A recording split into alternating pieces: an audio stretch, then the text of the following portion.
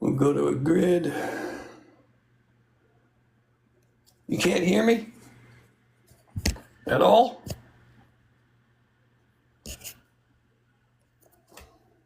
Great. Muted still. How about now? Whoop, hold on. Let me do this. I had this damn thing.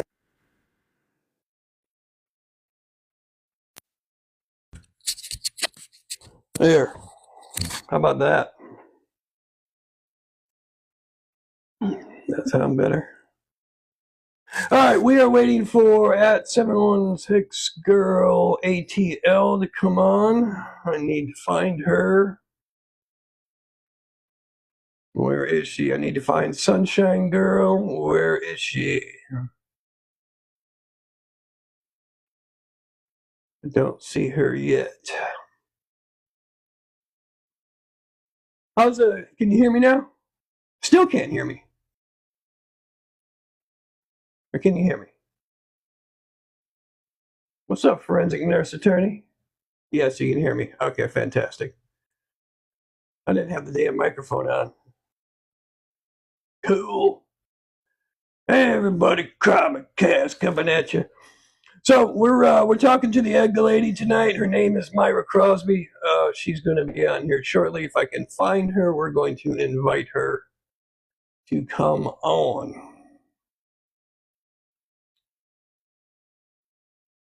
Where are you, Myra?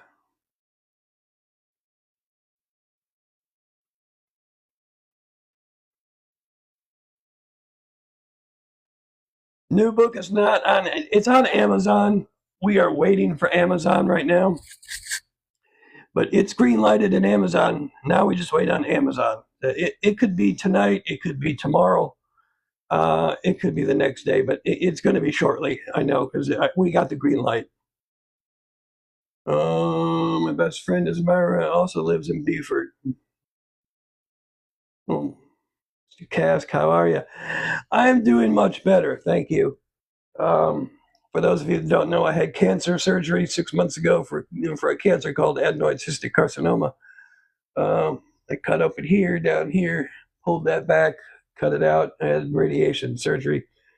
I'm still dealing with stuff. You can hear my voice. But I'm getting better every day. All right. Myra, where are you?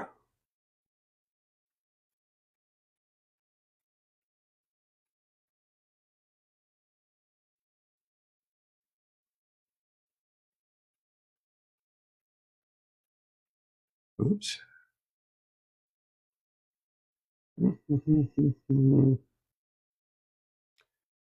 Well, this sucks. 716 girl, where are you? Yeah, I'm waiting for Cindy. I don't know where she is.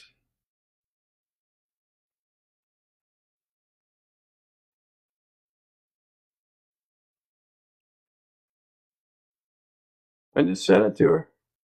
I mean, I know she's been talking about it. Hey, what is going on? Share the live. Yeah, she mentioned it yesterday. Myra, if you're on here, type something in your computer, in your phone, so I can see you and I can add you. That's what I need you to do. I know she's probably sitting at home like, I don't know what to do.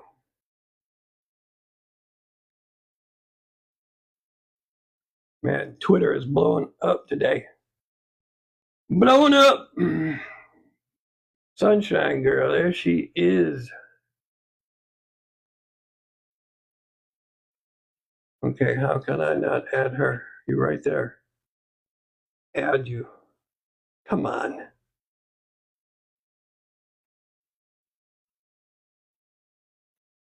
Are you shitting me? Like,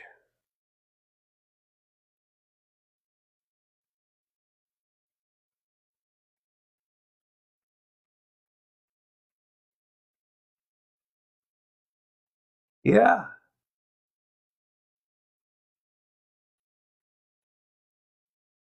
Am I an idiot, or why can't I get this going? I click on her. There she is.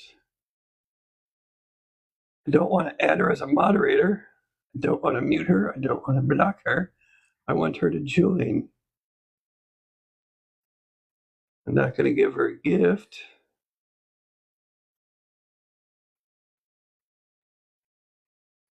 Jesus.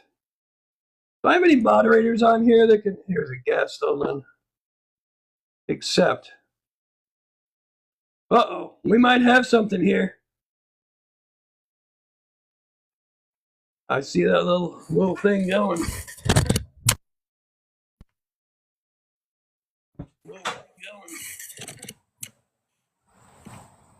You there?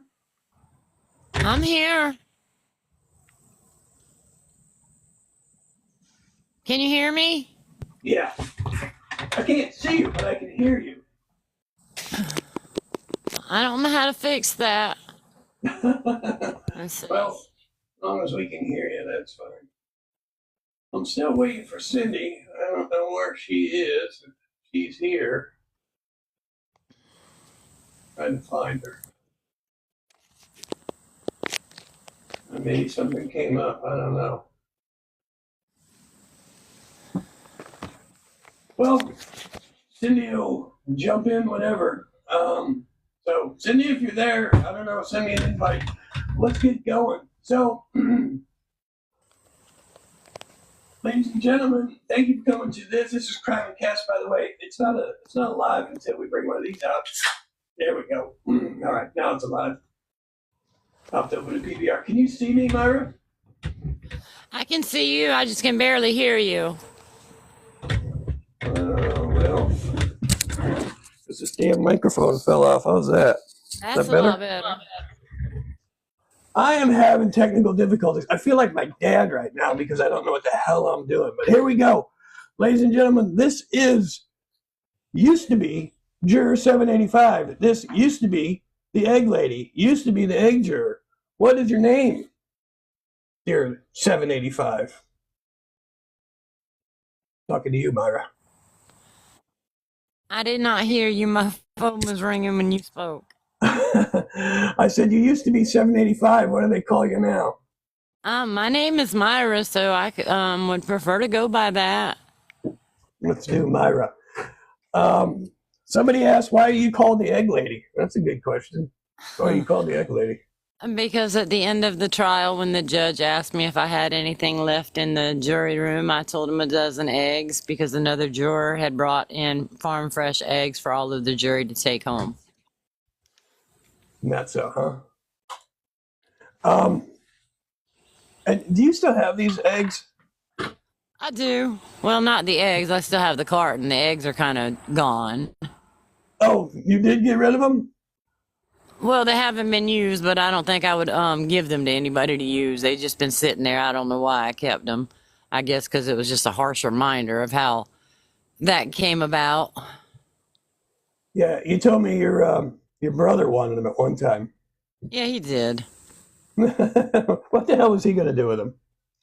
God only knows. At the time, he probably would have ate them. Yeah, that's funny. I'm surprised you didn't even have one. There's like 3 missing out the carton. Oh, so you did have 7 because you said you like eggs. I do. I like farm fresh eggs when you can find them. Yeah. So look, it's been a crazy day, huh? It has been beyond crazy. Yeah, Myra is a new author. She's got a book out called Juror 785, Because Enough is Enough.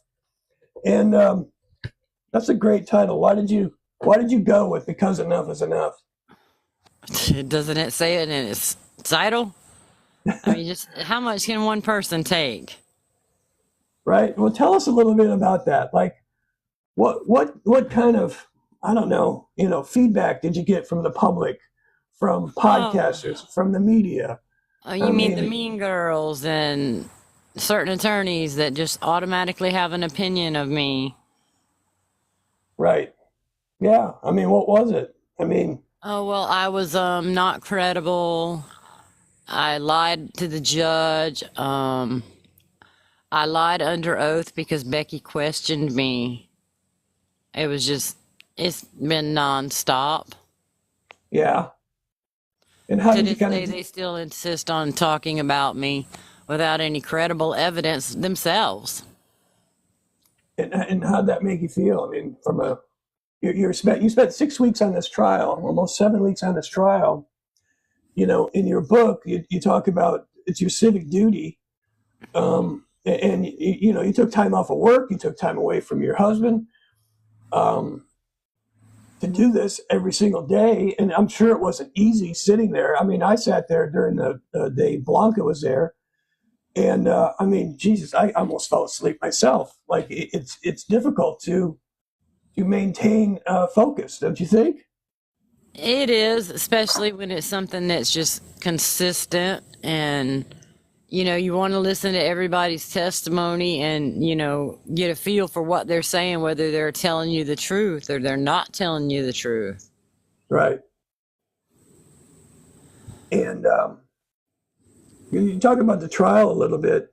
Who do you think was telling the truth, and who do you think was just full of it, from a juror's perspective? I mean, you saw a lot of witnesses. I mean, you probably forgot half of the witnesses, so there's got to be some that stick out in your mind a little bit. I know. Well, I'm trying to think of what the man's name is. The dog, the caretaker. He's the one that struck me the hardest. He was laid back. He was honest. He didn't have, any reason to lie. And the testimony that he gave was about shooting one of Alex's dogs. And Yeah, Roger Dale Davis. I remember him. He Jim Griffin started talking to him about hog hunting, and Jim says, "Oh, you can hog hunt with a rifle?" And he's like, "Yeah, of course you can." He's like, "Oh, I didn't know that. I thought you just do it with a knife." He's like, "Well, you man enough to go in there with a knife. exactly. You I go mean, right he ahead." was laid back, and he was, I took what he said to be honest testimony. And it hit me hard because he said that he had to put one of Alex's dogs down, and I found it very compelling that you couldn't put your dog down, but you could murder your wife and your child. Right. That Um, just, I mean, and I'm trying to remember when that really happened, because I remember so much of his testimony.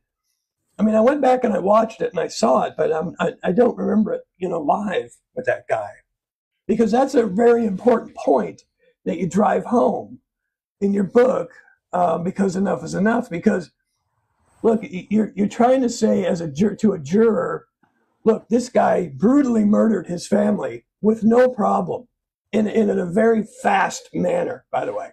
exactly. But you're telling me that he can't put down a simple dog that,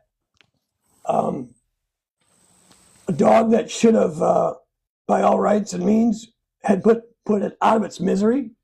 Exactly. I mean, I know you guys didn't talk to other jurors, but I mean, did you guys kind of look around at each other and just kind of like, wow, that's pretty strong? I think a lot of it was when, I guess they were Paul's friends. That's the part that, I think the jurors were kind of shaking their heads and looking, because they all got up on the stand and they talked about the relationships with Maggie and Alex. They talked about the relationships with Paul and Alex, and they all talked about how loving of a family it was. They said Alex was at the dog kennels. They identified his voice as being there, but they all said they couldn't see Alex doing it. And Right. everybody was just kind of looking at each other, and listening and like, well, what, Right. it was just a little different. Yeah.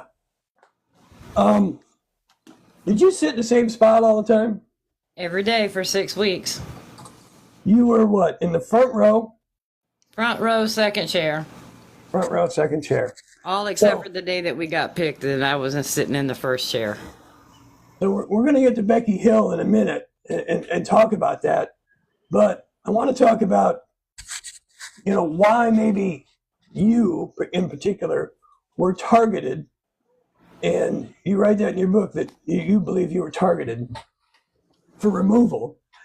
And I mean, I guess just quickly talk about that. I mean, why do you think you were targeted? Well, I guess the fact that Becky had asked me my opinion, and I kept telling her numerous times that I was undecided, and then her calling me into an office and questioning me about a Facebook post and asking me about, you know, did I have an ex-husband and was I out drinking with him, and she had come across that post. And at the end of that conversation, her question again was, well, are you leaning one way or the other? Becky Hill asked you if you are leaning one way or the other, and you took that as what? She wanted to know how I was going to verdict, I guess.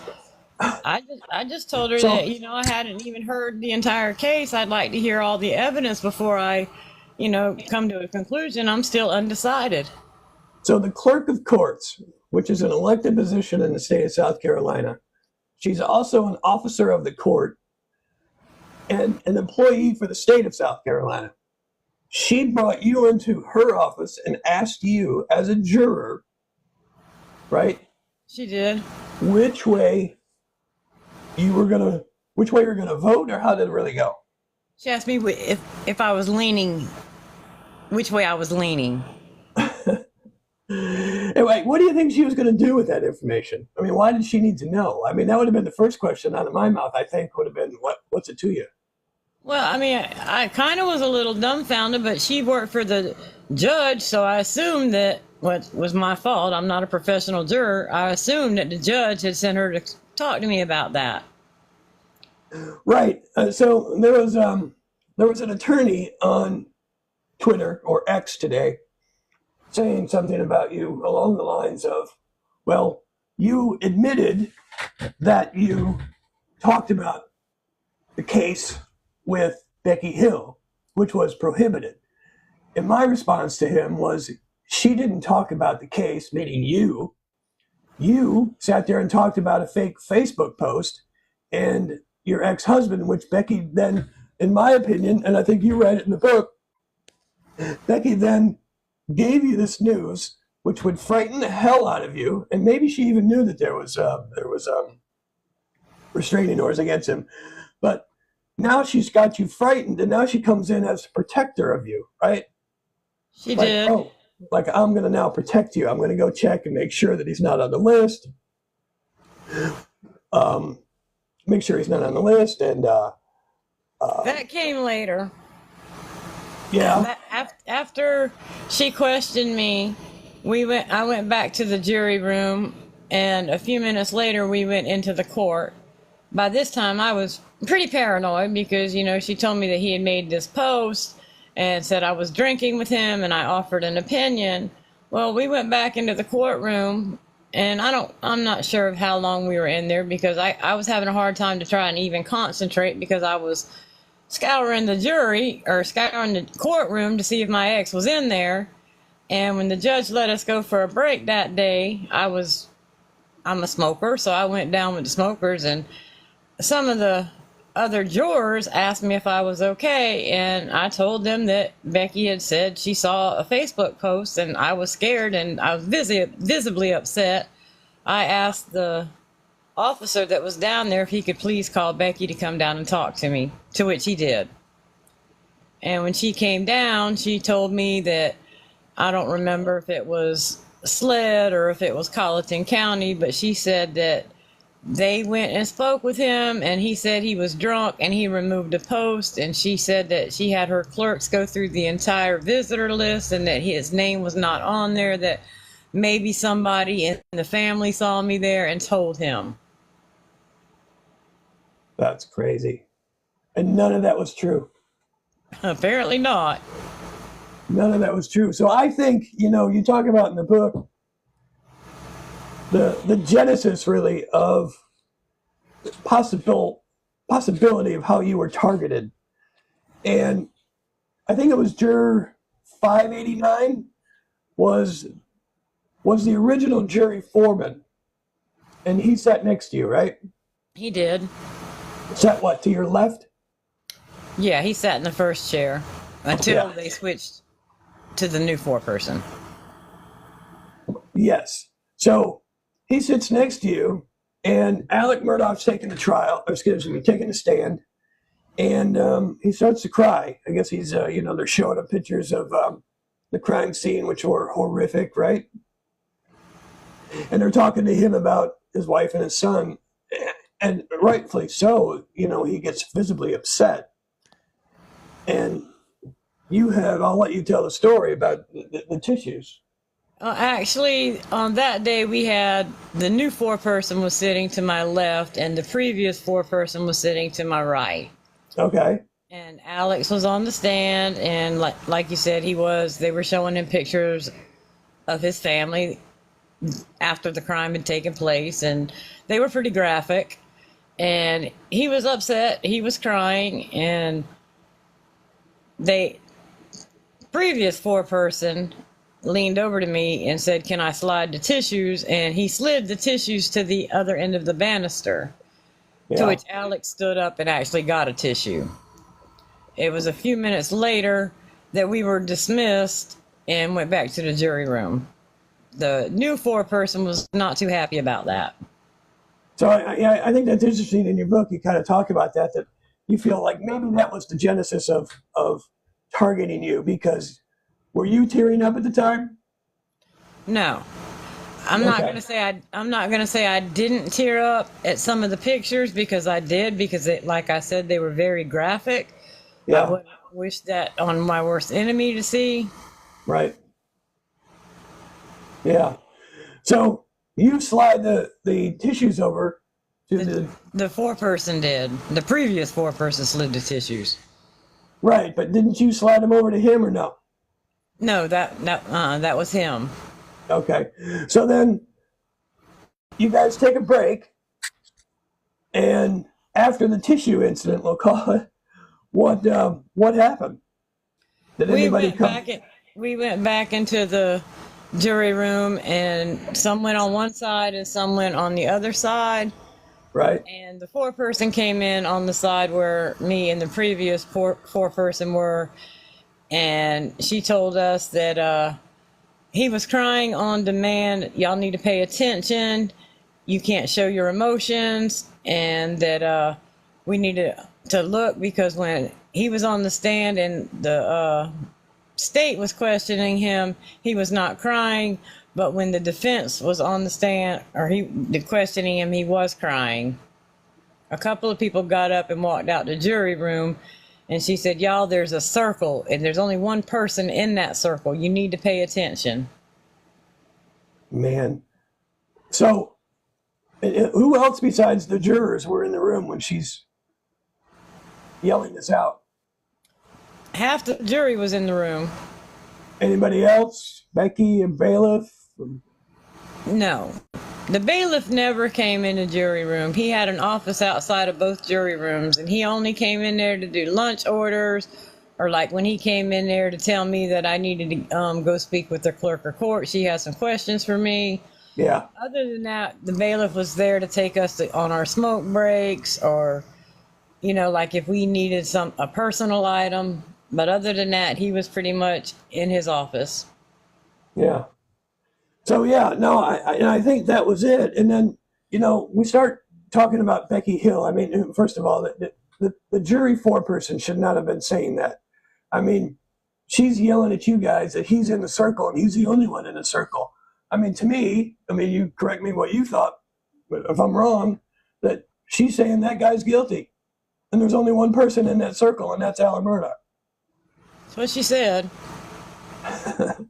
Isn't it funny, all these things that people say, and then now they're coming out denying everything? Yeah, I've seen that. Yeah. And it's interesting that people that are doing the accusations right now are people who were part of the scheme, you believe anyways, to remove you as a voting juror. Because I've said this all along. How do you get rid of a juror? on a case. I mean, it just happened up in that Karen Reed trial. You get rid of a juror by accusing them of talking about the trial when they're not supposed to. And you not only had once, but we'll get into that first one with the Facebook page, but twice in the same week from two different places, of all things. Mm-hmm. But the two different places that they come from all tie back to one person, and that's Becky Hill. So let's talk about that Facebook page and how that kind of came about. I know you mentioned a little bit about it, but so for everybody's, let's just do the timeline on here. We're talking about February of 2023, and I'm just going to go back there real quick. So in February of 2023, on the 18th of February, we're gonna start there. That's the Saturday that you took a refrigerator over to one of your husband's tenants, right? Correct. So that happened on the 18th. Then on the 24th, Friday the 24th, was when trial had concluded, and I believe Murdaugh might have been on the stand. I'm not sure. And so he's on the stand. But on the 24th that night, Becky Hill said she went home. And then according to her book, she was, so busy that she can't, look through Facebook. But she decided to go through something called Walterboro Word of Mouth. And according to Becky, she said she was perusing and saw a guy by the name of Timmy Crosby who was on... Who was on... No? No, she said she saw a post by my ex-husband, Tim Stone. Tim Stone, I'm sorry. Tim Stone. Wasn't it Timmy Stone or was it Tim Stone? Timmy Stone. Timmy Stone. Okay, so we got Timmy Stone as your ex-husband. It's posted by your ex-husband saying he got drunk with you, and they and you two, or he and you were talking about the verdict, talking about the trial, and you said maybe you thought he was guilty or not guilty, that type of thing, right? Something to that effect. So what happened then on Monday? How did it go from Becky Hill saying that she saw a Facebook post to all of a sudden it's in front of the judge? Do you know? The judge kept me after court that same day that Becky questioned me about the Facebook post. And he asked me when he called me in there, did I know why I was in there? And I said yes, because Becky talked to me about the Facebook post. So was that on that Monday or that Tuesday? The Monday was the 27th, Tuesday was the 28th. I don't know. I would have to go back and look. And Wednesday the 1st, I believe, is when you went to Moselle. Well, it was way before then. I don't know the exact date. But it was the same day that Becky questioned me about the post as when Judge Newman called me into the in-camera conference. Yeah. All right. 7 Month Sucks Girls on here. So you've got, Cindy, are you on? Oh my God, I'm so sorry. I fell asleep and my alarm did not go off. Sorry. I was saying to myself, I'm like, something happened to her. I don't know what it is, but. Yes, I'm so sorry. I'm like, what the hell? Like it's 6, 7 o'clock. I was like, oh my God. And I had set my alarm. So I was like, what's going on here? But I'm here. Sorry about that. There you go. All right. So just a quick sidebar. Myra, this is Cindy. Cindy, this is Myra. Hi. Hi, nice to meet you. Nice to meet you. Cindy was very integral in helping us with her marketing company that she runs, and integral in getting you an interview with Fox News and Fox Nation. So we thank her for that. And I told her once we get this book published and we get the Fox News thing behind us, that she would be the first person we would get on TikTok with and talk about it. So Cindy, just kind of catch up. We've kind of talked about the genesis of why she was targeted, Myra, and we're just getting into the Facebook information where she was just talking about Becky on the 24th of February, Friday, said that she saw a Facebook post from Myra's ex-husband where he was ranting about they got drunk, and he and Myra, and that they were. She was talking about the trial and what she thought about the trial to him while they were drinking together. And then we're not sure. It's probably Monday or Tuesday. Becky calls Myra into her office, and I'll let you take it from there, Myra. And then any questions you want to ask Cindy, feel free to jump in. Yeah, no, yep, go ahead. I'll listen. Go ahead. So you might have to repeat yourself on that, Myra, but Becky calls you into her office or someone's office. That's when she called me into the office and questioned me about the Facebook post. And I told her I hadn't seen my ex in over 10 years. What was the look on her face when you said that? She just looked at me like, well, do you talk to him? And I said, no. And I told her that, he was blocked off of my Facebook, off my social media. We had a very nasty divorce. I had 3 restraining orders against him at one time. And she said, well, she had a techie that could find the post for me because I asked her to see it, and she couldn't show it to me. Her techie, by the way, I think was Lori Weiss. I don't know who her techie was, but neither one of them could ever produce the Facebook post to me. And then she asked me, well, are you leaning one way or the other? And I told her at the time that, I hadn't heard all the evidence. I was undecided and I wanted to hear everything. Yeah. I mean, as I said before, she's an officer of the court. She's a state employee. She's an elected official. And she's bringing you, a juror, in an ongoing murder investigation. Not only an ongoing murder investigation, probably the largest murder trial in the history of South Carolina, at least in modern times. And she's going, hey, which way are you going to vote? Right. I told Myra, I said, my first question would have been, what the hell is it to you? What is it? Right. What does it matter to you? Like, you're not even supposed to be. Those words should never come out of your mouth. Yeah, get me lunch. That's what I need. Exactly. I was kind of more freaked out because she just told me that my ex was posting about me, who we had a very nasty divorce, and kind of freaked me out. Yeah. I don't blame you whatsoever on that. And of course, I freaked out about that too. And then now you're talking after her. How long was it after her that you brought into Newman's office? It was that evening after court. They kept me after court. The judge wanted to speak with me. And how did he bring it up? I brought it up. He asked me if I knew why they were calling me into chambers, and I said because Becky talked to me about a Facebook post, because that's what I thought it was about. By the way, didn't she deny that? Didn't she say I didn't talk to her? She said that at the evidentiary hearing. Did she? Yeah. Did she admit it to Newman? I don't know what she admitted to Newman. I just know that he wasn't too pleased with her talking to me. Oh, she wasn't there. No, she was not there. Who was there besides Newman and you? It was I think it was 2 people from the defense and 2 people from the state and the court reporter. So this was a court reporter was there. Yes. Is this part of the sealed documents? Yes. Right. And so he asked you questions about it. He did.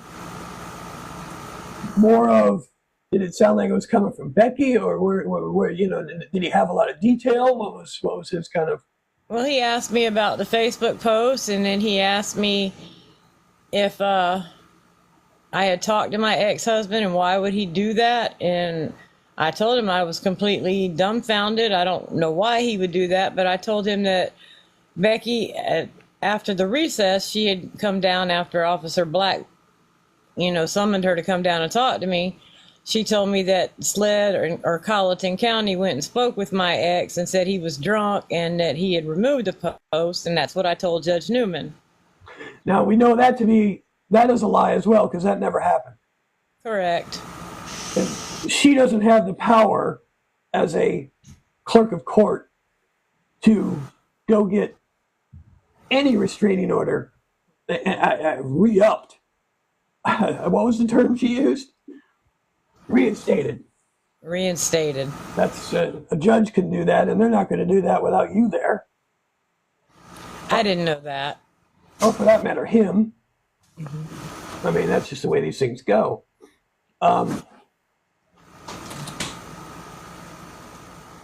So then how did you leave it with Newman? How did I what? How did you leave things with Newman? Well, when I left that night, he just told me thank you. He asked me if the clerk had spoken to any of the other jurors about the trial, and I said not to my knowledge, because I never saw Mr. Bill come into the courtroom and summons anybody else out. I wasn't thinking about it. I wasn't thinking about the entire jury. I was thinking about, I never, she called me out, and you know about that. I just told you that. So I never saw, Mr. Bill come get anybody else. Right. So you talk about that in your book, Because Enough is Enough. By the way, it is submitted to Amazon. It could be available tonight, tomorrow. We're green. We have the green light from Amazon. We're just waiting. But you talk about that in your book because a lot of people point to that, what you said. And what you said there was, did you see Becky Hill talk to any other juror? And your answer was no. But it was not because I hadn't seen it. Right. But in your mind, your thought is, did I see Becky talk to any other juror the way she just talked to me today? No. No one else has been brought into her office that I know of and talked to. Not that is she asking me questions about the trial. Is she talking about this? And she's saying, watch his body language. No, that wasn't one of those things that you're going to talk about. Is that right? Correct. Yeah. So now and again, Cindy, you want to jump in anytime, feel free. This is not mine.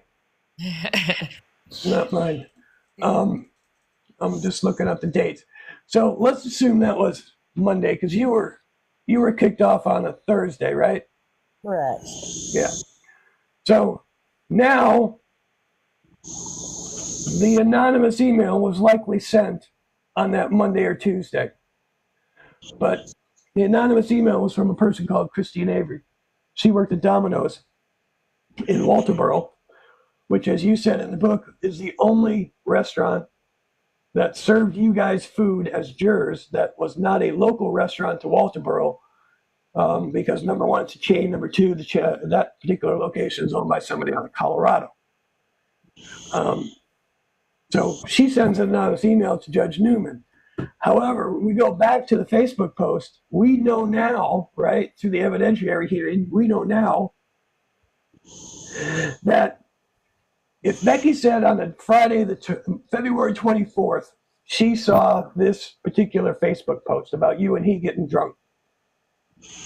However, he went on, when Lori Weiss, her techie person, goes to find the actual Facebook post, she comes back with a guy named Timmy Stone, who says that he deleted said Facebook post, that he was upset, but he deleted it on, I believe it was Wednesday, February 15th. Right. So my question is, this guy writes whatever he wrote on February 15th or 14th, and on February 15th he deletes it, but somehow Becky Hill, almost 10 days later, says she saw this Facebook post that was deleted 10 days ago. So there's no possible way. Exactly. And was there any talk of that at all? Like, because in your book you have a picture of him stating that on his Facebook post, but if Lori Weiss brings this in, somebody's got to say, hey, well, this says February 15th. Becky, you tell me you saw it on the 24th. I did not even know that there was an apology post until after the trial when her book came out. Mm. Wow. Really? That's interesting. Yeah, I saw the Facebook post when the defense came and talked with me and showed it to me, and I asked, who is that? And they said, that's your ex-husband. And I said, no, that's not my ex. I think I knew who I was married to. Wow. Well, the interesting thing about that is you're remarried, you have a different last name, Right. but your jury summons had your old name on it. Correct. So if Becky wasn't paying attention, she still thought your name was Stone, and she goes and tries to find your ex-husband. It wouldn't have been hard. There's records in Colleton County. Well, that's true, if she went that far. So now you go to Moselle on Wednesday, March 1st, right? And you're out walking in Moselle, and who do you see walking and talking with Becky? It was Becky and the foreperson. Did they talk a lot? I don't know, because she was generally on the other side in the other jury room. There was like there was like 7 or 8 people on that side and the rest on the larger side. I only saw one jury room when I took a tour. If you went in the jury room on the right side, when you walk in, if you walk straight down the hallway to the right, that was the larger room. And on the left was actually a judge's office, but they made that part of a jury room because there were 18 of us. Yeah, that's a lot of people. Yeah. Alternatives, huh? Yes. Important case. Yeah. So now we have an anonymous email. And by the way, I've been watching X today, and Ben Smith is making some really good sense with this Christine Avery. Christine Avery worked at Domino's with your husband's tenants. Correct. One of them. And she apparently, Christine Avery, says that she overheard or was talking to your tenant who also worked with her, and your tenant was saying at work that you were talking about the trial. Something along those lines. So she decided upon herself, Christine, according to what Christine said, she decided upon herself to find Judge Newman's email.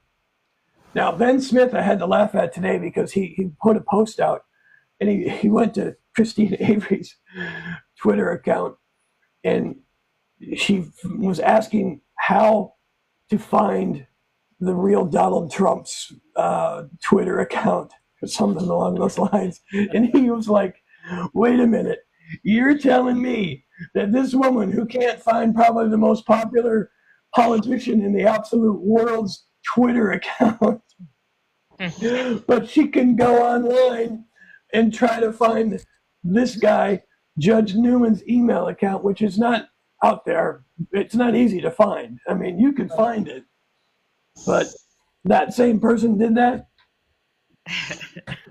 and sends him an email. Now, you've read the email, and I'm not going to ask you what was in it because I know it's sealed.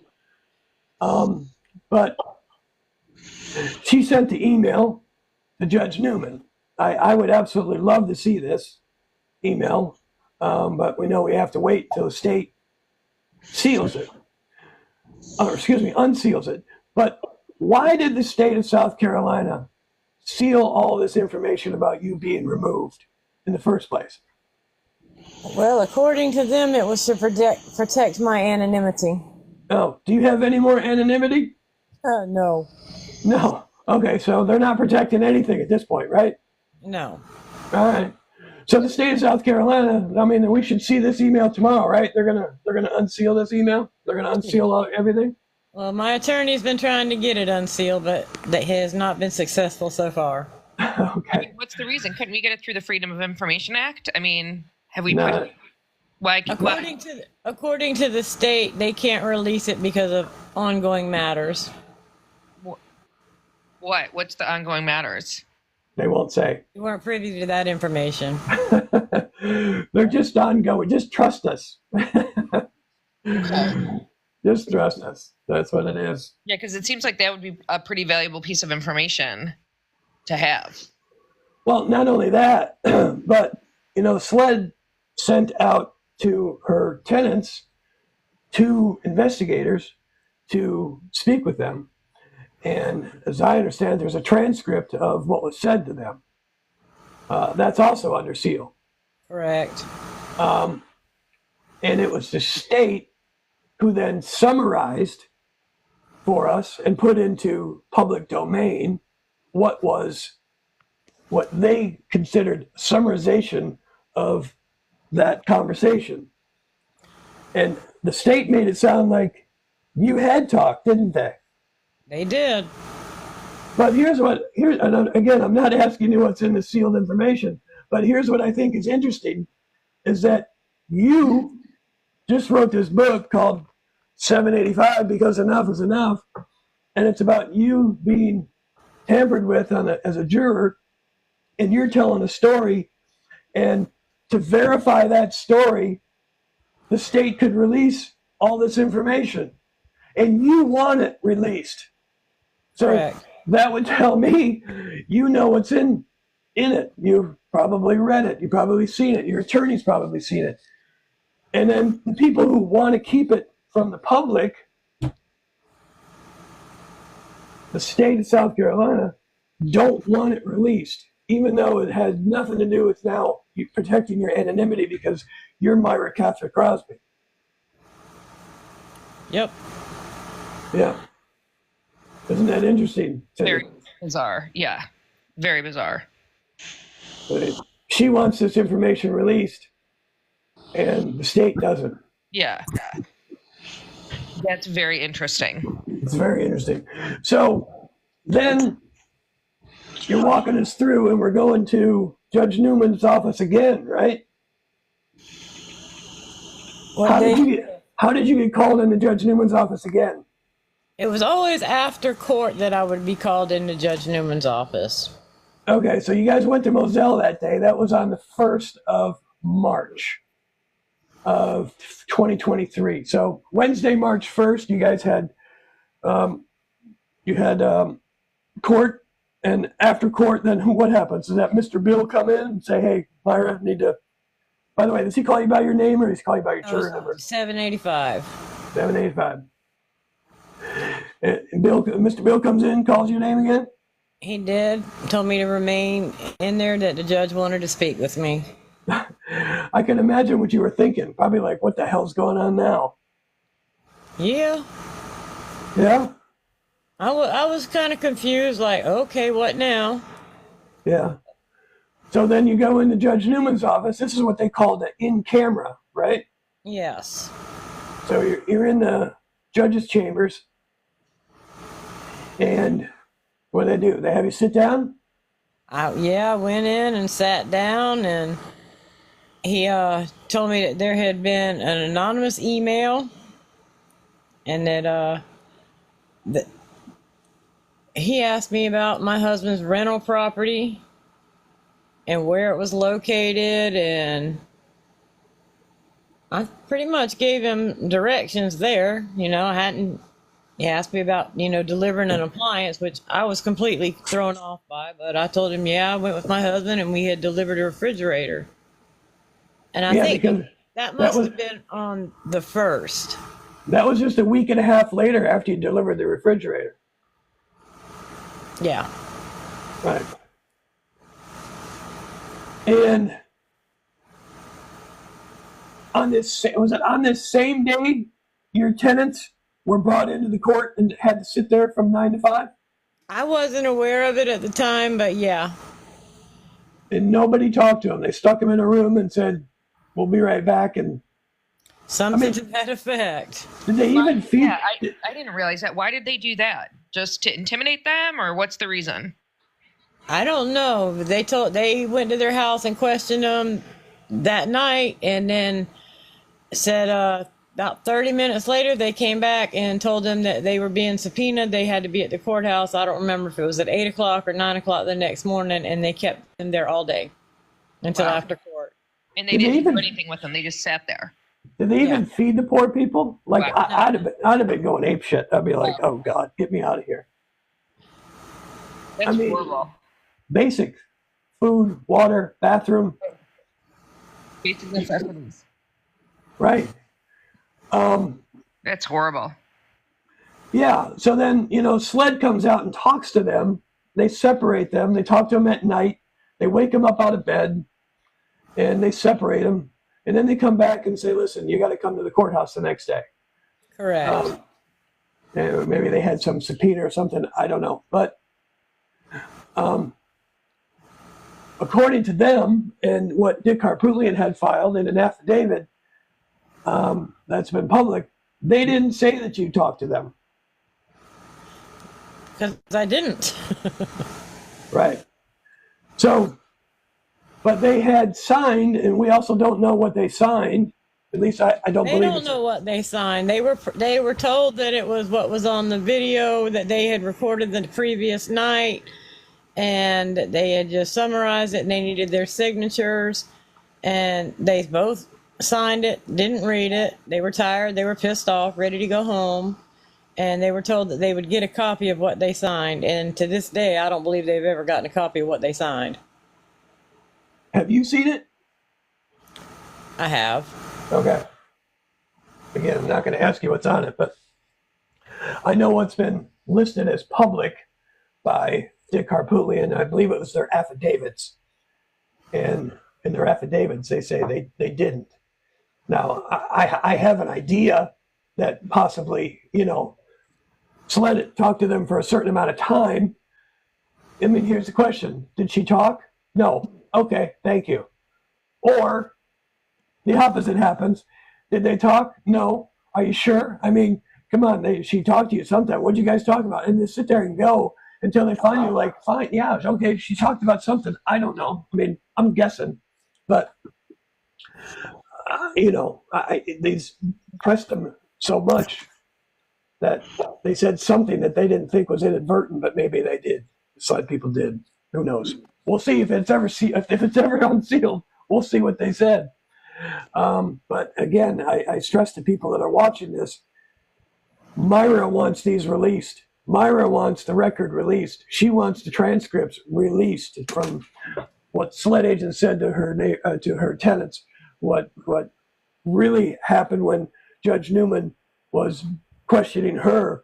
What happened when Judge Newman? Did you call your current husband on the telephone in Newman's office? Did I what? Did you guys call your current husband? The judge did call him one night while I was in chambers. Jesus. Can you talk about that at all? Can you talk about that at all? What? The judge calling your husband. I mean, that seems a little odd. Well, I was in there when he called. I used one of the state attorney's phone to call my husband because we weren't allowed to carry our phones inside, so I didn't have a phone. So who's in the room now? Dick and Jim and Creighton and. Well, it was two of the defense attorneys and two state attorneys. It was never the same two people. And did Judge Newman at this time ask you which way you're going to vote? He asked me if I had he put it? I don't remember if he said, are you leaning a one way or are you he asked in an indirect way, was I leaning a certain way? I think my response to him would have been, we're in there for each side when he asked. My response to him would have been, am I breaking a rule by talking about the trial? Right? Right? And you want me to give you He the was verdict? the judge, so I mean, I'm like I said, I wasn't a professional juror. Right. I think that's the point I'm trying to make is that, you have a clerk of court who is an officer of the court bringing you into an office, asking you which way you're leaning. You have the judge bringing you into an office, asking you which way you're leaning. Like, I've talked to other attorneys. I think even lawyer Lori at one point said something that she might be still on here. She maybe jumped off, but she was on earlier. I think it was her. If it's not Lori, I'm sorry, but said that everybody, media, attorneys, people who watched the trial, were at the trial, said to everybody that if there's a juror out there that is going to hang this jury, they thought it was you for Really whatever reason. Wow. interesting. Yeah. Interesting. But they didn't have a reason for that. There was no reason. They just said that. Man, they just had I don't know, call it a gut feeling. I just talked to that Anjanette Levy from Law and Crime. Myra's going to be on a Law and Crime on their Crime Fix, I think it is. Yep. And she said the same thing. She's like, yeah, we thought if there was going to be a hung jury, it was going to be Myra. They didn't know her name was Myra, but That's smart. well, Myra, I think though you've said that you don't talk a lot, but you say a lot with your face. Yeah, if my mouth don't say it, my face generally will. And here's what I will tell everybody at home who's watching here. And this is what I think is really funny. So I helped Myra write this book because enough is enough. And, we had several phone calls. We messaged each other a lot. I met her and her husband out at the spot they like to go fishing at. And so we talked quite a bit. But Myra, I love you, but it was just, I was like pulling teeth trying to get you to talk about this. And the funny thing about it is that here you are accused of talking about the trial, and you could talk freely to write a book, and it was hard to get you to talk. You're just not a very talkative person, and there's nothing wrong with that whatsoever. But I think it's funny because you're like described as chatty talking about this trial, and you're just not that person. No, I'm not. Never have been. Right. So what then prompted you to write this book then? Like, why did you decide, okay, you know what, I'm going to write this book then? Did you just feel that it was the right thing to do? You wanted to get the injustice out? What was the reason behind writing this book? That was part of it, and I was tired of, I couldn't go on social media when I was on the trial, so I don't know what was being said, but I know what's being said now, and, I have said from day one, my attorney can tell you, Jim can tell you, all I want is the man to have a fair trial. If they find him guilty, if they find him innocent, I don't care. But he deserves a fair trial. And what the clerk of court did was not right. And she played on my feelings, my fear.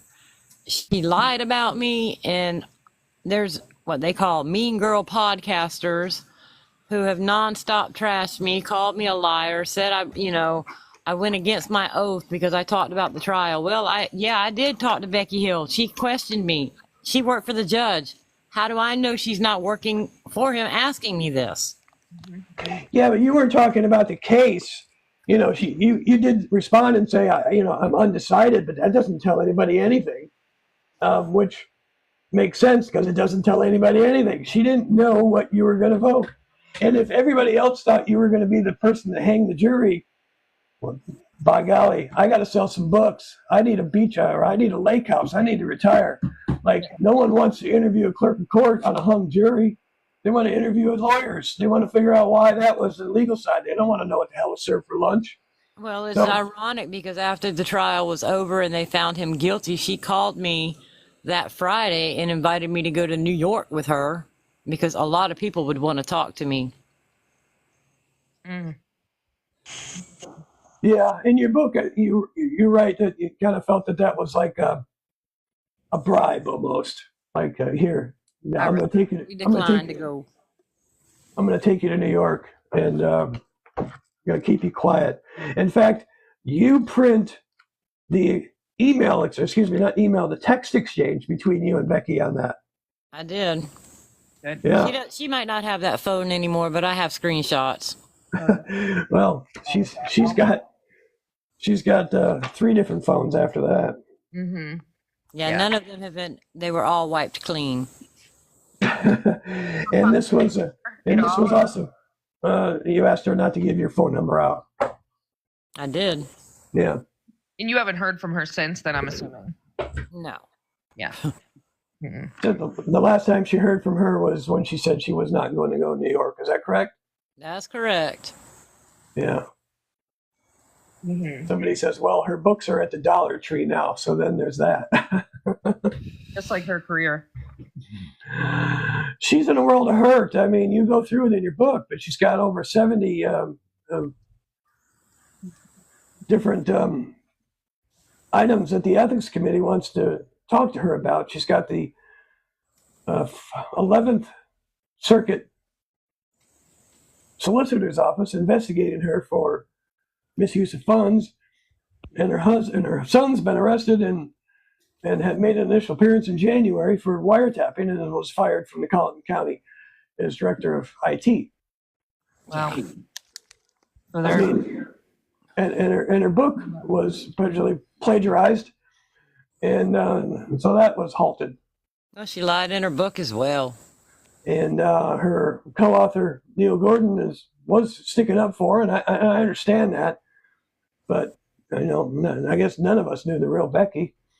But he's not on Becky Boo's side anymore. I'm sorry. Do you mind if I ask another question really quickly? Yeah, knock yourself up. Did you there's been so many documentaries and so much on this trial. Do you feel, particularly some of the bigger ones like the Netflix one, how do you feel that the trial's been accurately represented based on what you've seen? I didn't watch any of the movies or anything. I've seen bits and clips when they were advertising it, but from what I've been told, they don't depict what was actually seen in court. Is there a reason why you're choosing not to watch them? Why are you? I mean, I'd be all about it. Like, I'd be like, I want to see this and see, I'd be like, I saw enough for 6 weeks in that trial. I'm sure you did. I would, but so you just feel like enough isn't the name of your book. Enough is enough. You're just done with it. Because enough is enough. Yes, ma'am.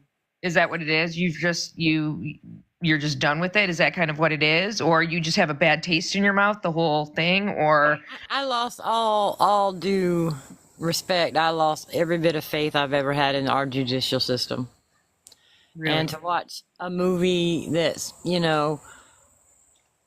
I don't know, the way that they've portrayed it in the videos, I'm tired of it. I don't want, everybody says, oh, you wrote a book, you want to get rich, you're looking for your 15 minutes of fame. No, I'm not. I don't care about that. I work a job every day, Monday through Friday. I enjoy my weekends with my husband.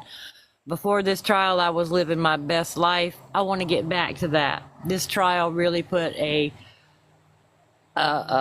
what's the word I'm looking for? It put a mess in my head. It bothered me. I can close my eyes and still see those graphic photos that I never want to see again in my life. Sure. And, it put me in a place that I don't ever want to go back to. I'm sure that do you, in your book at all, talk about what you think happened? Not exactly what happened, but the reasonable doubt that was left with me. Why I had reasonable doubt.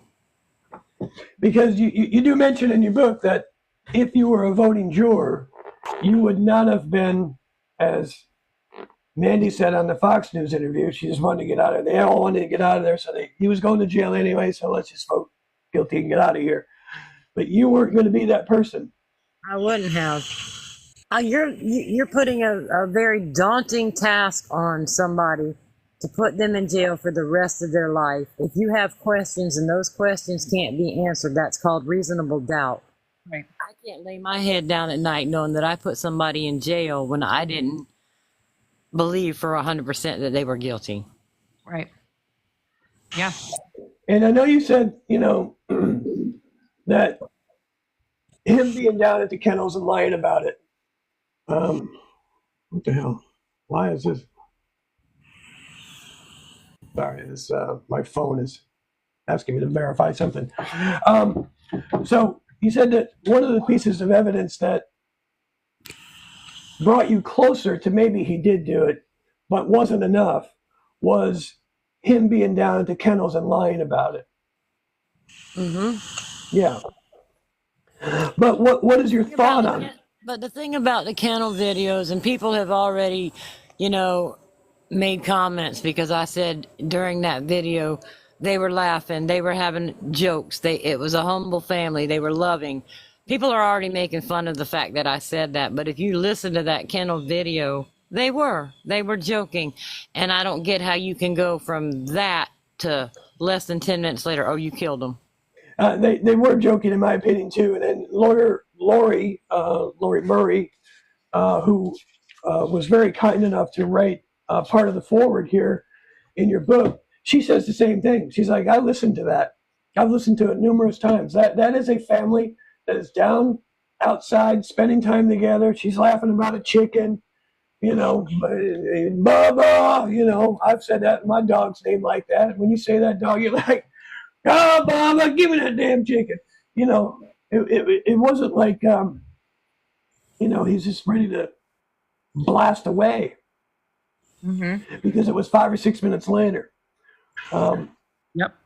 But just because he's down at the kennels 5 or 6 minutes before they died doesn't mean he was there at the time they died. Yeah. And by the way, I do want to point out, and I think you have it in the book. If not, I've certainly said it 100 times in my book, Defending Alex Murdaugh. Not guilty by reason of doubt, was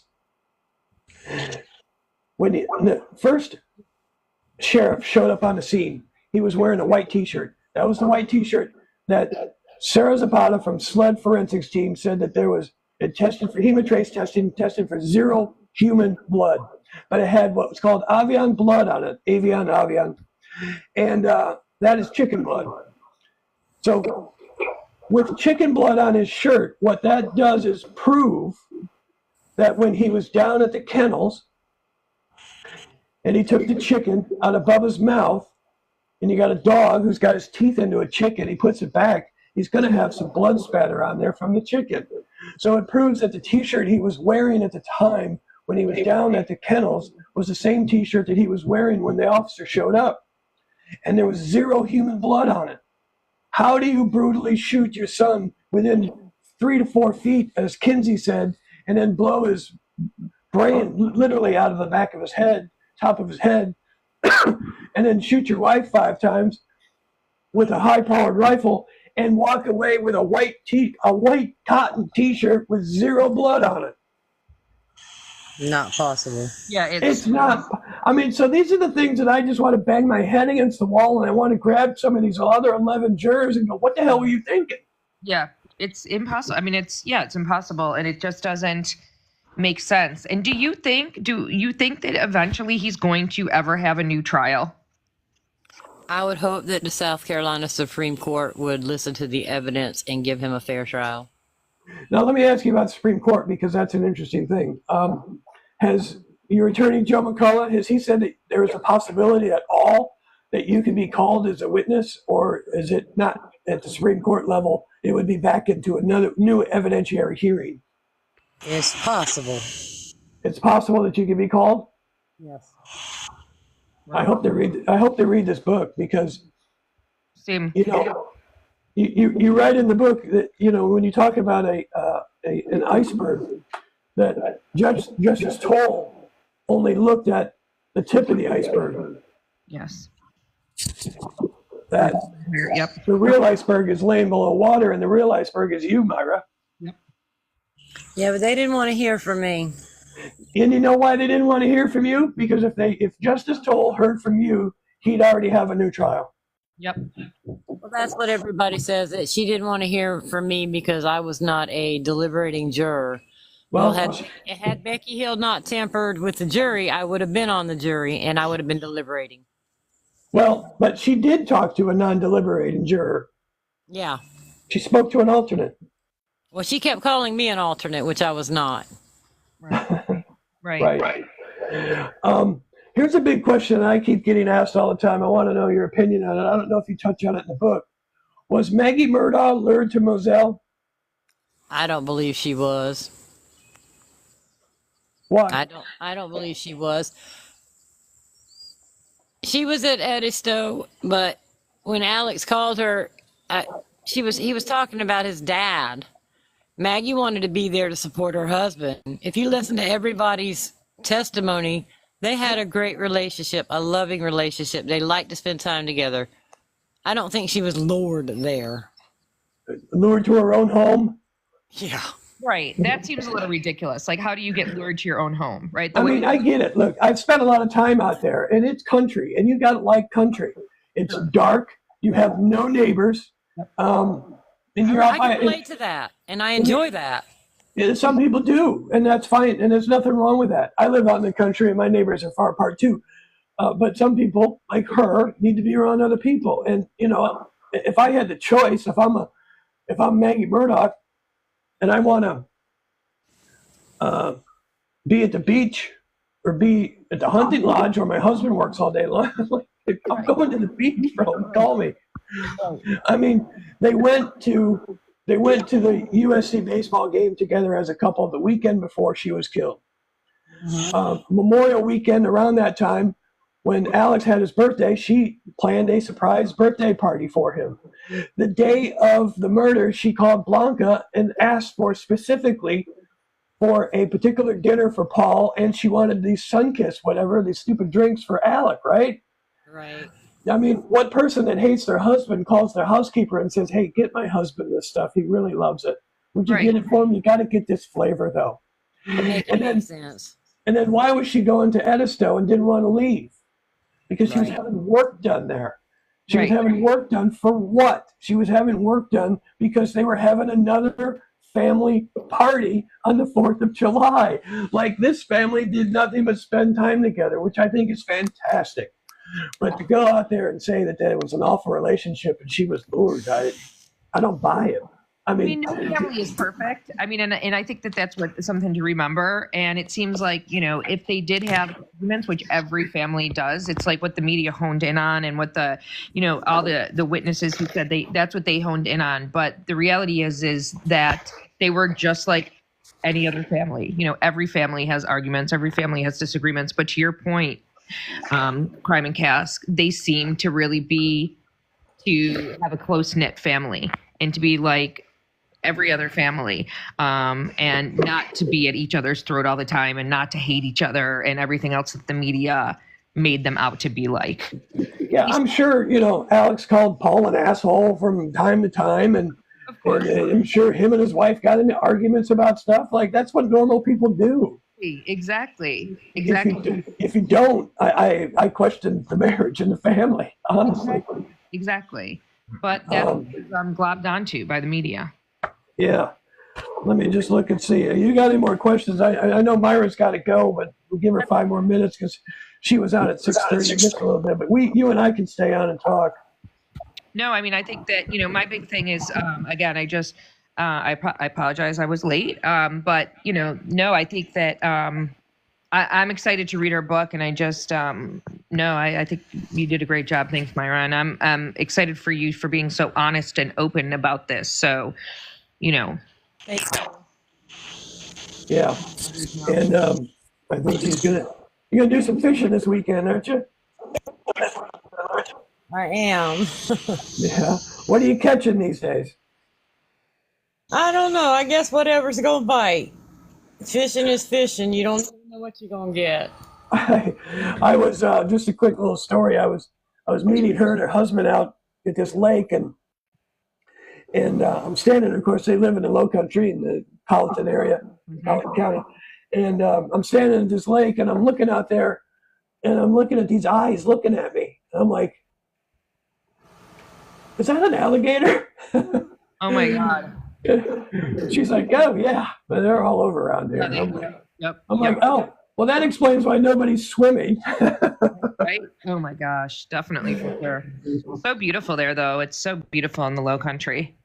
It is. I was just down in the Hampton, Colleton County area the other day, and doing more experiments and testing down in Moselle. It is gorgeous. It's hotter than hell down there. How are you guys doing after all that rain from Tropical Storm Debbie? Now, I think the heat is getting us now. Well, I'll tell you what you're getting right now is mosquitoes from that damn storm. Yeah. Oh my They're Lord. Like family. There's so many of them.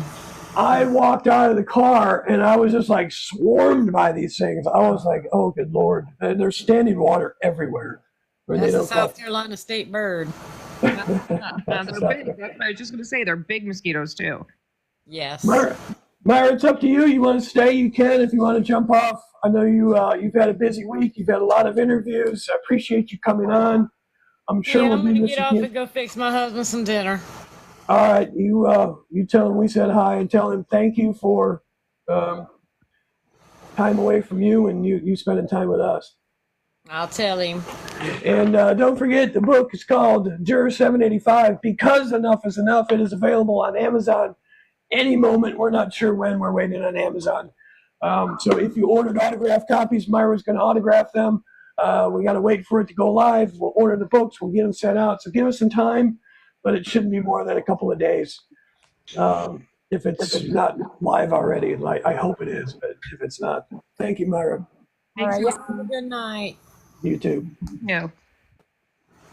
She is just so sweet and just a wonderful human being, and it's just a shame that she had to go through that. Yes. What a crazy experience. And like I said, I mean, it's just the fact that they didn't have a hung or a mistrial when all of this has been happening just seems so bizarre to me.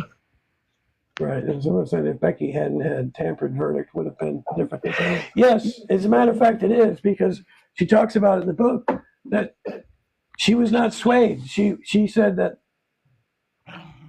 they did not convince her beyond a reasonable doubt. My dogs, of course, are going to start acting up. They did not convince her beyond a reasonable doubt that he was guilty.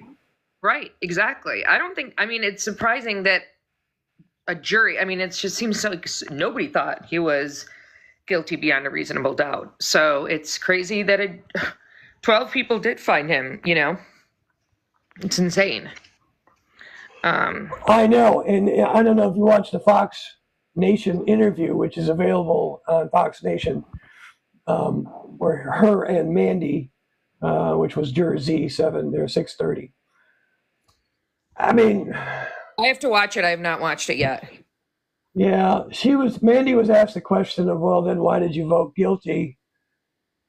And maybe this is not what she meant in her response, but she responded this way and said, well, everybody said that he was going to prison anyways for the financial crimes, and they all wanted to get out of there, meaning they wanted to leave the courthouse, because Mandy did, when I asked her, I'm like, did Becky walk in there and say, until you come up with a verdict, no one's going to smoke? And she said, yes. And did Becky tell you that if you don't come up with a verdict tonight, you're all staying in a hotel, you're not leaving? Yeah. Oh my gosh. She said, yes, she did say that. So now you've got all these people worked up, right? Right. And it wasn't just like, two smokers.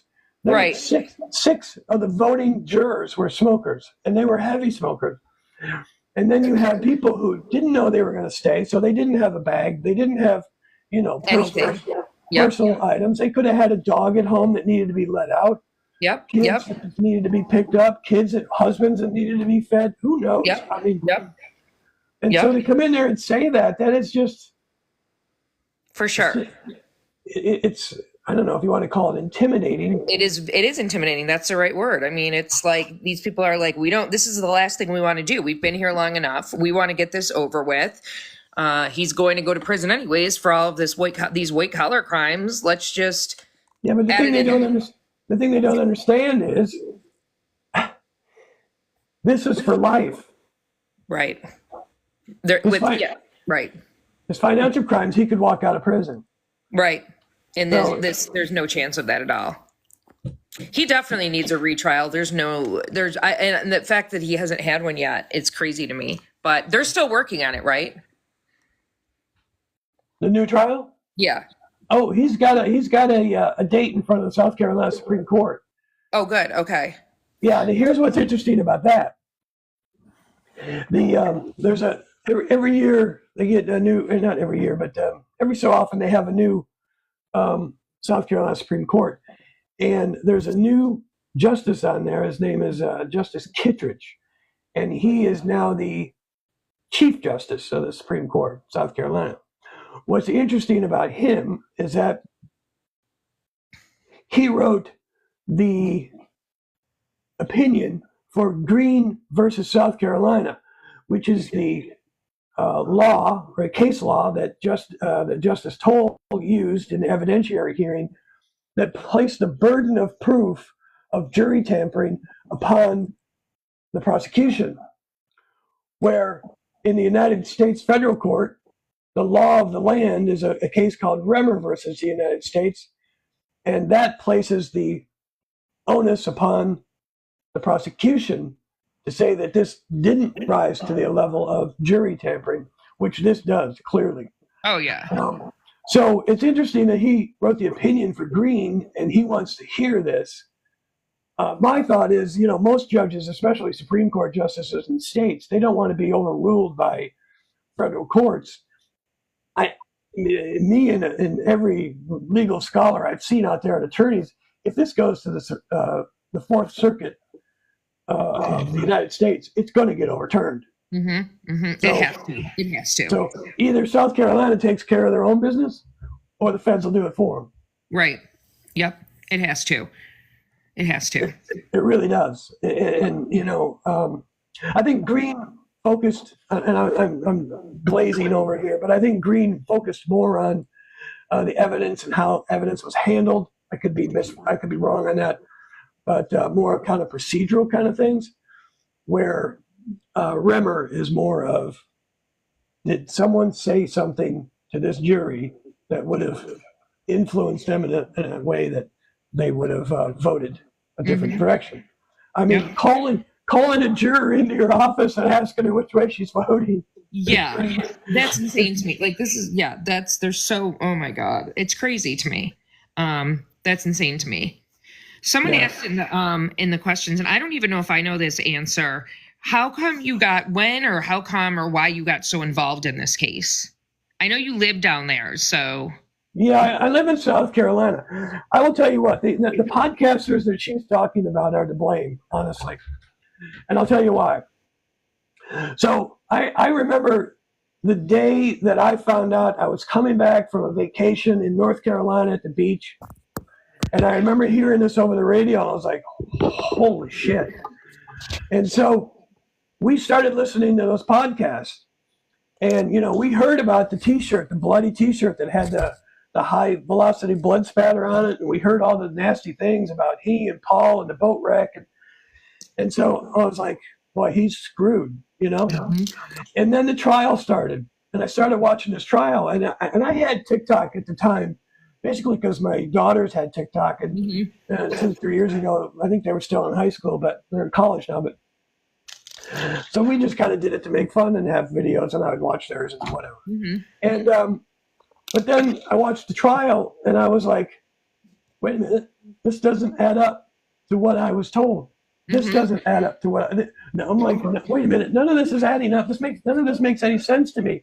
So I literally got on, I grabbed a PBR, or I had a bourbon or whatever I had, and I went on to my little porch bed that I have, and I sat out there and I started talking to TikTok. And I was like, so Murdaugh trial today, and they talked about X.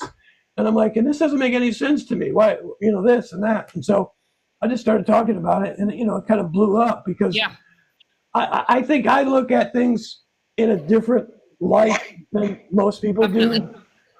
I look at a lot of the little things that people say and do, and I don't listen to the overall message. I listen for all the little messages that are hidden in there.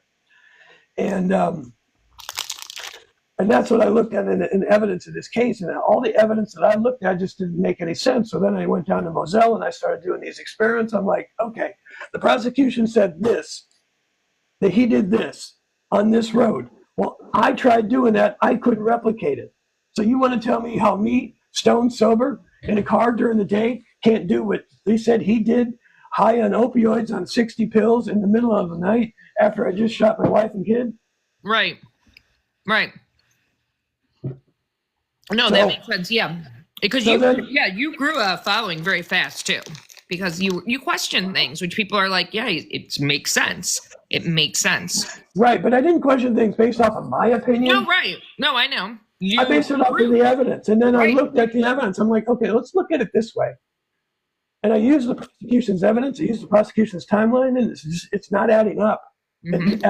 Everything that I've done in every experiment that's on my TikTok, I have disproven what the prosecution has said happened. I've got a 2-shooter theory in my book, Defending Alex Murdaugh, that I will take you second by second using the SLED timeline and show you how that they did it and what my experience did, the experiments did to back up how they did it. And then there's a follower, I think she's on here right now. Her name is Willow Storm, which goes by Willow Storm Studio. And I was doing a live one time, or maybe she was sending me a message, and she's like, you should write a book. Now, I have never written a book before. I mean, I've read plenty of them, but I was like, I'm not a writer. She's like, yeah, but you have all this knowledge that you've been doing. Put it down on paper. And I thought about it for a week or two, and then other people, and I asked on TikTok, I'm like, somebody told me I should write a book. Everybody's like, yes, write a book. So I was like, well, shit, okay. All right, I'll write a book. And I just sat down, and it literally, the first book, it just came pouring out of me. I mean, you ever see that meme of Kermit the Frog, and he's just yes. That was me. I was just like, oh my God, it was just flowing out of me. Yes. I couldn't believe it. And the second one was harder because I'm writing a book for somebody, right? And I'm like, where do I begin? Like, I'm not this juror. I wasn't. I mean, I saw the trial, but I didn't see it from her eyes. So when I talk about trying to pull things out of her and get her to talk, it was really tough. She's just not a real talker. Right. We messaged a lot, and I would ask her a lot of questions, and she would answer. And by the way, for everybody who thinks that she's not telling the truth or whatever, I asked her and you'll appreciate this, from a journalist perspective, the same question 3 or 4 different ways. And she didn't have to think about the answer. It was right there, and it was the same answer every single time. And I was asking it from completely different angles. Right. And I wasn't trying to trip her up. I was just trying to make sure what she's telling me, and in her mind, that's a solid story. Yep. And it was. She's very matter of fact. There's some things that she's like, I don't really remember that. And there's some things that will never leave her brain. Yeah, I'm sure. I'm sure. Sitting in that courtroom as a juror, I can only imagine. I'm sure, like she said, photos and things that she heard will definitely never leave her brain. So it's Yeah, I mean, to see somebody's literally, I mean, his brain literally was literally blown out of his head. Yeah. Oh, Yeah. I just thinking about it, right? It's just it's an awful thing. Horrible. And he was so young. I mean, he was so young, and she was young too. They both were young to have died. Yeah. And I believe in my book, and using the SLED timeline, is that I believe she saw him getting shot that second time. So sad. So sad. Your dog. No, they're driving me a little bit crazy, actually. I'm going to actually jump off. I have an 8:00 call with my mom and my sister every Wednesday. Isn't that funny? Yeah. We did that. We started it during COVID, and we just keep it up every Sunday and Wednesday at 8:00. We have a Zoom call. Yeah. My dog is driving me damn crazy. But I don't know how much longer you're going to be on. But if you're on when we get off, I'll jump back on. We usually okay. How are you feeling? You know what? I think that's why I still fell asleep, because I'm still not I don't know if you've had COVID or not, but it's still not I'm still not 100%. I'm still tired from it, I think, a little bit, but I'm about 90, which is good. Last year, but I've heard this new strain really knocks people out. Yeah, and I think because the fact that I have that chronic illness, that it just adding it on top of that makes it a little bit worse, So yeah. I feel like I have no symptoms. I think the exhaustion part of it, I'm trying to, it's still trying to come out of me. But no, I'm feeling we're almost there. So thanks. My neighbor had it, and I've heard this from more than just him. And he said he started to feel better because he had it for about 3 weeks. He said, I started to feel better, so I went outside and started doing some stuff. And he goes, and it just knocked me out again. Yeah, mine's been it's 3 weeks today, or 3 weeks yesterday. So, and I wonder if that's because over the weekend I actually started doing things, and so I don't know. We'll see. Because he was like, I went out and I mowed my lawn. I thought, I'm feeling better. And then he's like, all of a sudden, I was just like, oh, shit, it hit me again. And I was like... It's a weird disease, because my colleague at work had it, and he was down and out for about 5 days. And then he's like, I feel totally fine. It lasted 5 days, literally, for him. And for me, it's been, like I said, 3 weeks. yesterday. But again, I think my disease has something to do with it. You know, I don't know. It impacts everyone a little differently. So who the hell knows? But I'll check back in. If you're still on after my call with my mom, my sister, I'll jump back on. All right. All right. Thanks, guys. Great conversation as usual. And we'll talk soon. All right. Let's see. Bye. Who wants to come on? See ya. Illegally read. Where are you?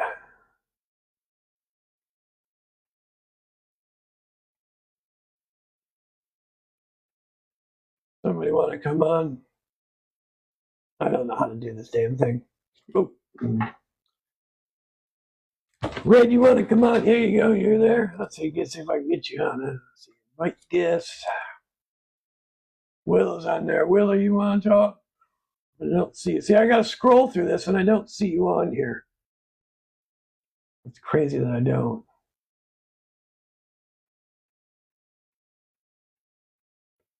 Let's get Willow on there. And Red, if you can figure out how to ask to be a guest, I'll add you. I don't. We haven't done this in so long.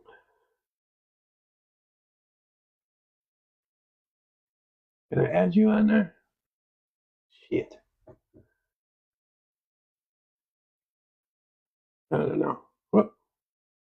There it is. Hey, there you go. She's on.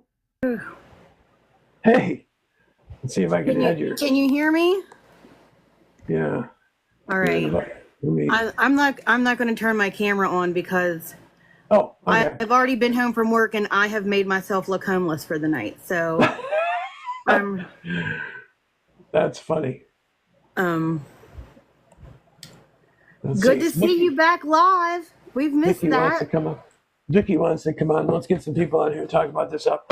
Yes, well, I have not done one of these, and I think, you know, the last time I did a live, because I went to go hit live, and I had on there on the little subject bar was Becky Hill's son gets arrested or something like that. That was last fall, I think. Yeah, we've all been rooting for you from the background. You look good. You sound good. Thanks. Yeah. No, I can't believe I talk about this all the time, but I can't believe where I've come from. I mean, you know, you want to scroll back on my TikToks, you can see me doing TikToks in the hospital, carrying all the tubes that were connected to me. My face was so blown up, you know, had half of it taken off, and my leg and roof of my mouth, and chemo and radiation, and that was in March and ended in April, and here it is, August. I still have a lot of issues I got to deal with, but it's getting better every day. That's all. That's good. Well, I'll give you something to talk about. I commented on one of your Facebook posts today. I thought you were commenting back to our favorite attorney. Yeah, I was. Okay, so my point is, and I made a comment about this on Facebook. Yeah. Is that a jury is a jury of your peers, not a jury of attorneys. Right. So I would not be where I have a finance degree. So I couldn't, an attorney might not be able to come in and do my job where I couldn't go in and do an attorney's job. Right.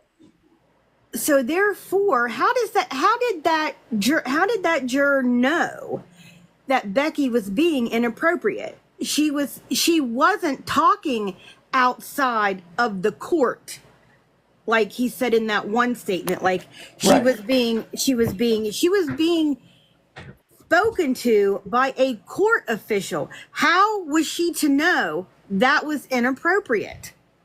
Yeah, he said she admitted that she was talking about the case with Becky, and that's not what she admitted. What she admitted was she talked to Becky. And that doesn't mean anything. She talked to Becky. Actually, Becky was talking to her. And Becky was asking her about the Facebook and the husband and the ex-husband.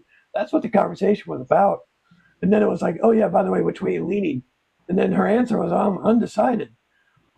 So, and she's a court official.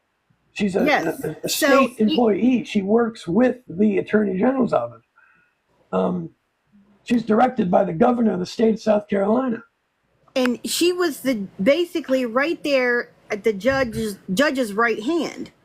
So when he was saying, Right. you know, well, the judge gave direct order that they were not to discuss any part of the case with anybody outside. I wouldn't have considered, if I was on that jury and didn't know any better, I would not have considered her, even the questions she was asking like that. I wouldn't have really gave it much thought, because I wouldn't have considered her to be an outsider, as she Right. was right there she was like the next Yeah. thing to the judge. I mean, Listen, so this book, Because Enough is Enough, by I know Myra we're all waiting to hit that button on Amazon. I know, and I appreciate that. I'm waiting for Amazon to hit the button themselves.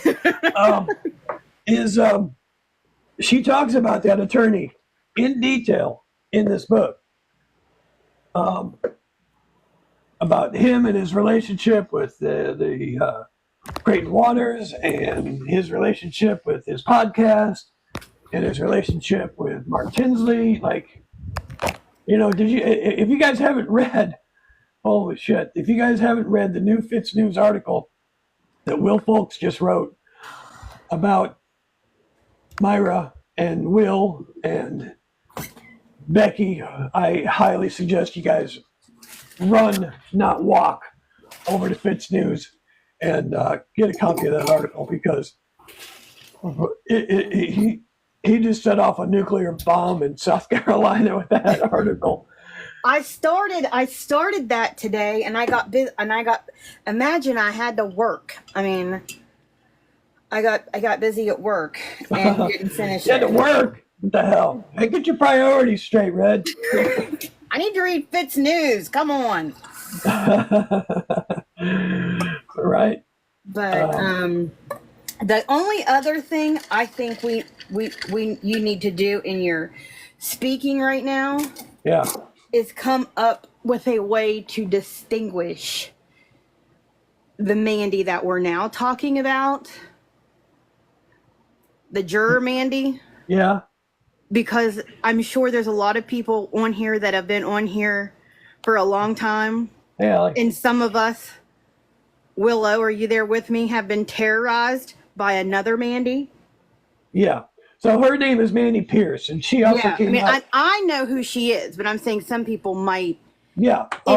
in the general Murdaugh scheme of things, people may get the name Mandy confused. Allie's drinking wine. You drinking white wine or red wine? You got to be drinking white wine. Sparkling wine? I just showed my PBR, and people are like, what are you guys drinking? I'm drinking PBR. Surprise, surprise. I yeah. have hard coffee. Coffee at 8 o'clock at night? You crazy. Yeah. I'd never go to sleep. I'll make that distinction that we talk about Mandy Pierce, juror Mandy Pierce. Yeah.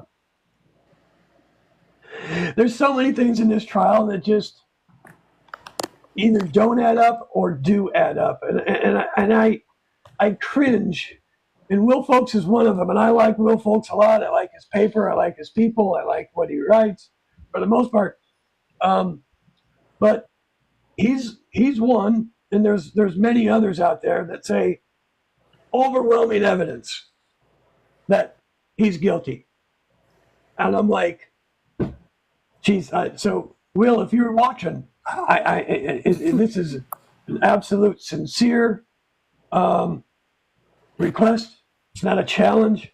It's a request to let's sit down and let's debate. Let us debate. Let's do it like we're the defense and the prosecution. You lay your case out, and you do your closing argument, Will, and I'll do my closing argument. And let's then talk about what we talked about, because there's so many things that I can create reasonable doubt, and it's not that I'm creating it. It's there. The evidence is there. Just like we talked about the T-shirt, that alone should have been not guilty. why Right. it wasn't. I think, why hasn't anyone, with all of the points you bring about, and Right. you don't state opinions, you No. bring out facts and Right. timelines, and have tested, like you had a hypothesis and then you went out and tested that, and it has proven to come out exactly as your theory started. And I think journalists are scared of you. They don't want to debate you because they know you are correct. Well, but listen, I asked Juror 785. I asked Myra. I say Juror 785 just out of habit now, but I asked Myra. I said, "What of all the writers in the world that you could have chosen, why'd you choose me?" I said, "I think you had a good choice, but why'd you choose me?" And her response was, I thought, very prolific in the fact that she said, "Because you don't have an opinion either way. You look at the evidence and you let the evidence talk for itself. You present that evidence, but," she goes, "you're not coming here from one direction or the other, and you're just trying to shove it down people's throats. And you're nice to people, even people that disagree with you. You guys can have arguments, and as long as they're cordial and nobody starts calling somebody names, I'll argue with you all day long. And it's not like an argument like I'm going to yell at you. Just the basis of what an argument is." And so that's why she chose me. She's like, you seem like a genuine person, and I want to be around genuine people. So I was very thankful of that. I had another interview with a very high-profile interview person that I can't name right now because I'm still working on it. But that person said the same thing, because I was like, this person hasn't been interviewed by anybody, and I was like, why? Why'd you choose me? And he said, "Yeah," it said the same thing. They were like, "Well, I mean, I looked at your pages, I looked at your Facebook page. I mean, you don't seem to have an opinion that is going to be, it's this way or no way." Because I've said that before. You guys have heard me say that. If anybody shows me evidence that says Alex Murdaugh did it, I'll follow that evidence. And if I think he did it, I'll change my mind. But Right. I've yet to see that evidence. One of my favorite lives was, and I forget his name, it was like Golf or something, but I've been drinking Pepsi. he would come on, and he was a guilter, and he would say he's guilty, and we were like, read the book. And you don't want to read the book. He bought the book, and he actually changed his mind. He bought the book, he read it, and then he came back to another live, and he had changed his mind. And he was like, "Well, I'm not going to say he's innocent, but I'll switch to not guilty by reasonable doubt." I mean, Right. And that is the whole point of it. Like, Yeah. Joshua Fry says the evidence. Trust me, bro. Just trust me. There's evidence. No, there's not. Yeah, I think I remember that guy. There's been a lot of people like that, and they've said the same thing. They're like, "I believed he did it until I read your book." Now, they may not believe that he's completely innocent, but the evidence based off of what I showed them, they're like, he couldn't have done it. Like, I was just at Moselle this week, and the timeline for Maggie Murdaugh's phone, I did a TikTok about this. The timeline for her phone was, her phone moved 59 steps from like 8:53 to 8:55. And when you take 59 steps, it was 150 feet. If you go one way, you go into the woods. You go another way, you go out in the middle of nowhere. You go another way, you go to the road. You go another way, which is the way to the back of the hangar, is where the tire tracks were found by the three officials from the county. That's where it was. And then her phone lit up because somebody picked it up at 9:05:44. And then it went landscape at 9:06:20, which would mean somebody went from portrait to landscape, and that's when they threw it out the window.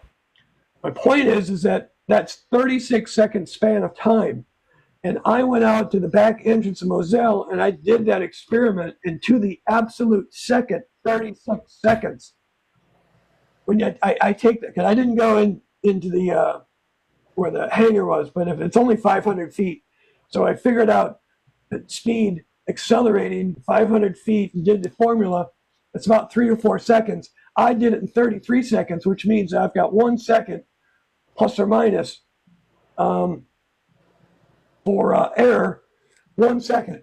Other than that, from the back entrance to where Maggie's phone was found is exactly the same amount of time I did every time I did it, and I did it 10 different times.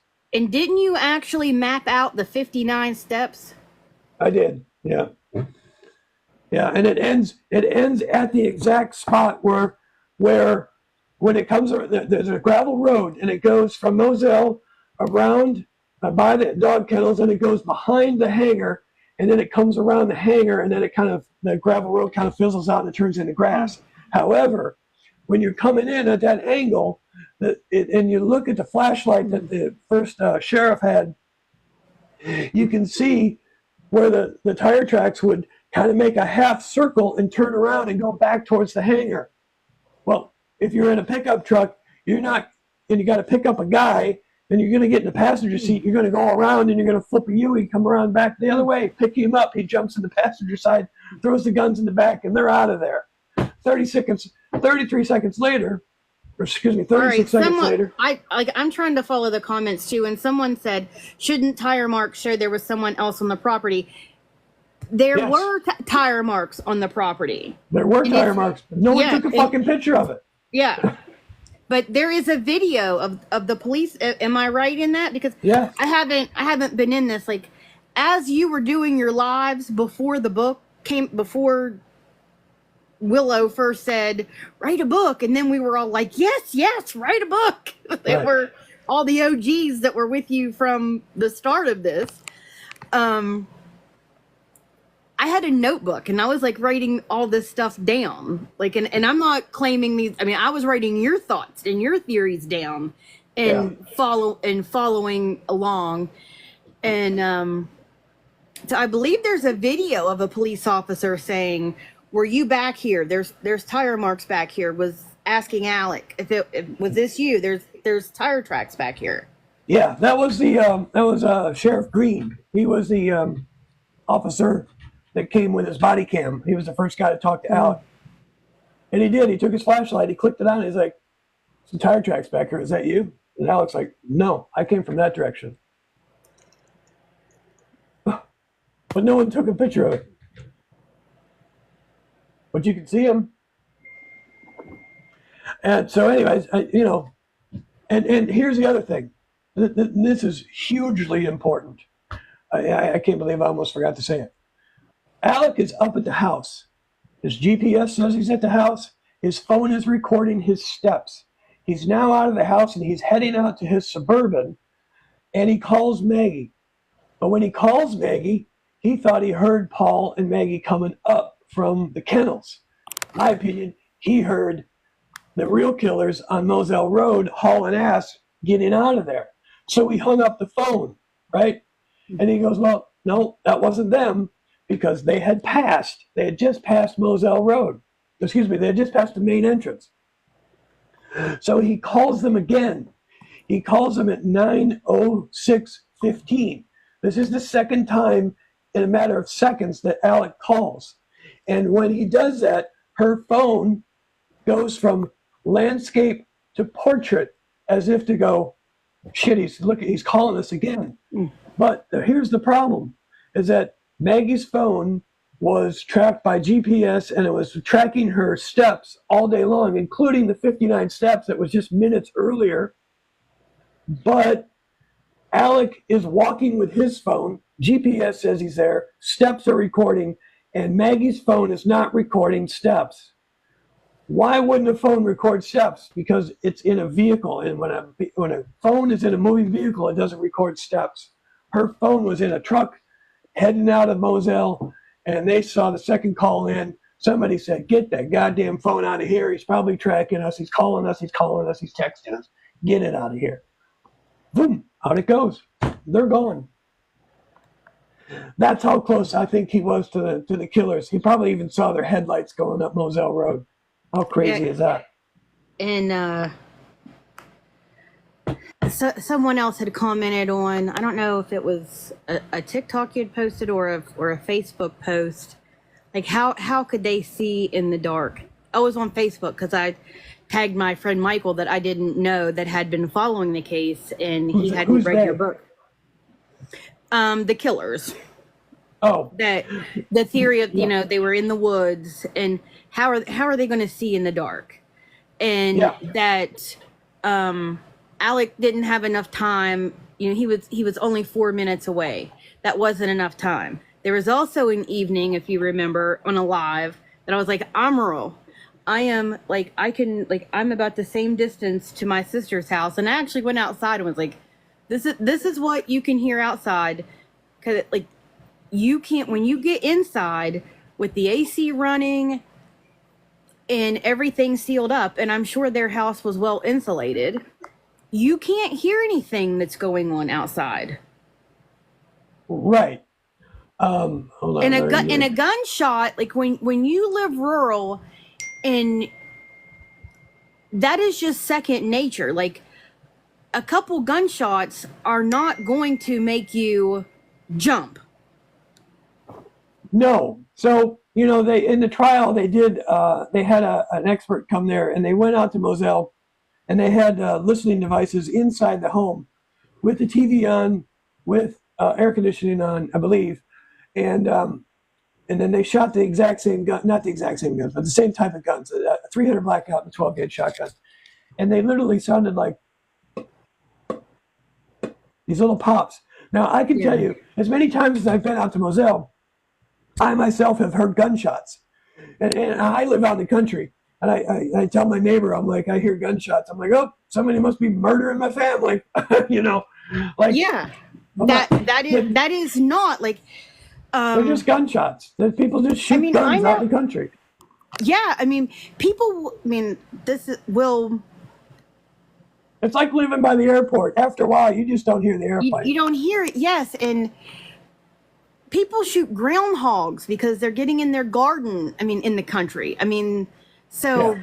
So here's also, I want to point out to you, sunset on June 7th, 2021 in Islington was at 8:30. And twilight, which we all know what twilight is, was at 8:59. So they were killed somewhere around 8:49, 31. There was still light out. It wasn't like the sun was beaming, but it wasn't pitch black either. Plus, there was the kennel lights that were on. Because Paul was down there feeding the dogs. Like there was some lights on, but it wasn't pitch black. And like you said, if it was someone that knew their way around that property. Listen, since I've written my book, I believe I know who the two individuals are. I can name them by name. I'm not going to do it right here. Well, right. Is it anyone different than we have it's one previously theorized? It's one person different. The same person I thought shot Paul back then is the same person I think shot Paul now. I think Maggie's shooter was different than who I thought it was. Okay, I'm with you. Yeah. For the same reason. With the unsolved murder. Yeah, and I am with you on the on your latest post. Were you using, okay, so my question, were you using someone else's video, or did they allow you on the property?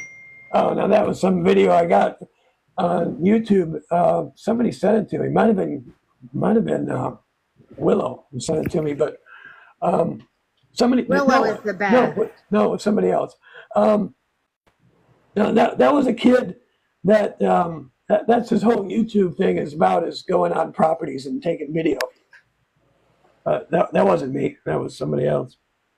Well, I do know, okay, per your theory, and anybody can read the book to get your theory. So, yeah, my book is called "Defending Alex Murdaugh, Not Guilty by Reasonable Doubt." which gives exact timelines and dates and times and scientific evidence and this Kirsten experiments Honecker. that are proven true. But my sister drove by Moselle It's changed. on her. Well, this was like right after it happened, when this was before you wrote the book, when you were first going live and you were just talking, and we were just following the trial. And my sister drove by on her way to the dogs were still there when she drove by. And oh, wow. Yeah, so the dogs were still there when she drove by, and they went crazy. She said she got out of her car and it was dark, and the dogs went crazy barking. So the dogs didn't go crazy that night. So as far as we know. Well, not if the family was down there. Right. So, or even if the family was there, it wasn't a stranger that approached. No, that's why they didn't have defense wounds. Right. They knew who killed them. Listen, Paul Murdaugh and Maggie Murdaugh knew who their killers were. They had spent time with them. They were friends with them. They had spent time at their house. She knew who they were. They were like, "What are you doing here?" Kaboom. That's what I'm doing here. This Kirsten Honecker, she said, "I'm here from Charleston. What's the latest on this?" I'm like, "Oh boy." That's a can of worms. I don't even know where to begin.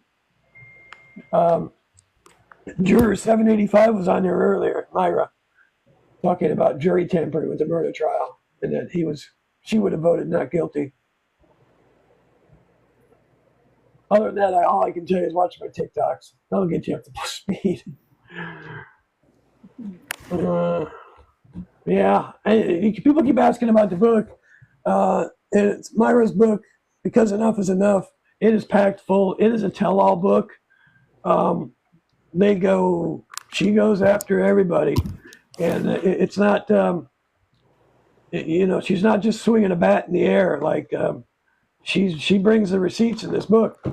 I know. I can't. It's killing me. I can't wait. We got the green light from Amazon. We are now just waiting for Amazon. So whenever Amazon says, approved, and it's not as if they're approving the manuscript. They got to get they're sending this to a printer, so everything's got to line up. This is right. Everything's got to line up. The last one was on the hardcover one. You see, it's got a barcode there, and the hardcover one, the barcode was over the words. And then they sent me an email. They're like, "Oh, you got to redo it." I'm like, "Oh my god!" So that was. Do you have any? Speaking of hardcovers, do you have any hardcovers left? I don't have any with me, but I can order some. Because my friend Michael, that you saw that I was going back and forth with on Facebook. Yeah. He said, "Do you have that book?" I said, "No, I have two." And he said, "What do you mean?" And I said, "I have one that I wrote notes in and highlighted, and then I have one that's clean." He said, "Well, send one to me." And I said, "No." And I said, "Well," I said, I wanted to order a third one. I wanted a hardback signed by Jim, but I said, if I can still order a hardback signed by Jim, then I'll send my clean one to you. If not, then you're just out of luck. You have to order it yourself." Yeah, I can order some. Somebody says that Willow says here at Murray Luder. Am I pronouncing that right? Stephen Smith ? Is that nay as in no? Nay? Nay? It had to do with the boat case.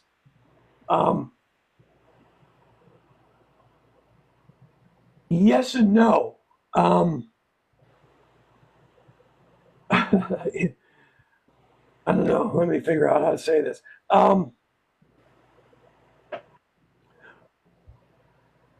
The people who I think did this were friends with Paul Murdaugh, Anthony Cook, Connor Cook, and Miley Altman, and the other boat people too as well. And here's the thing: all of these people after the boat crash and fingers started to get pointed and all these other things, they all cut Paul Murdaugh off. Thank you for the rose. They all cut Paul off. So his friend group was no longer. Now, the boat crash victims, well, they got paid out. But these two people didn't get paid out. So, that tells you anything. And one of them is related to one of the boat crash victims. So does it have something to do with the boat crash? Well, yeah, kind of. But it's not the reason that, in my opinion, it's not the reason that they took out Paul and Maggie.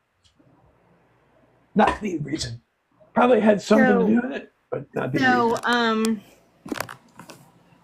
Are you still in theory that NT was one of the shooters? No. No, that's the one you took out.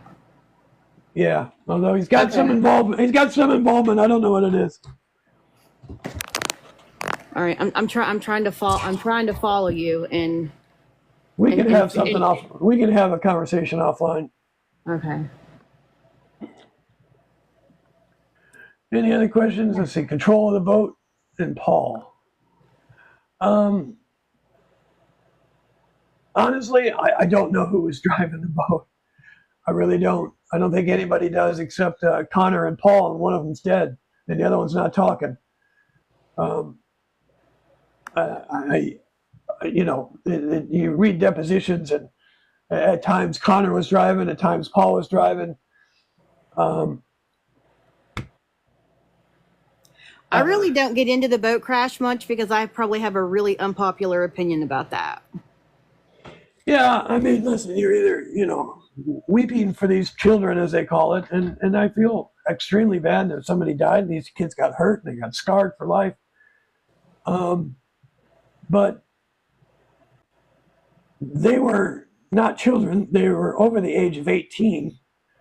They were too young to legally buy alcohol, but their parents thought that they could. And all of them, not just Paul, but all of them brought their own alcohol. And all of them were drinking. So, I mean, I don't know when responsibility starts to kick in for an 18-year-old, but some sort of responsibility's got to kick in for an 18-year-old.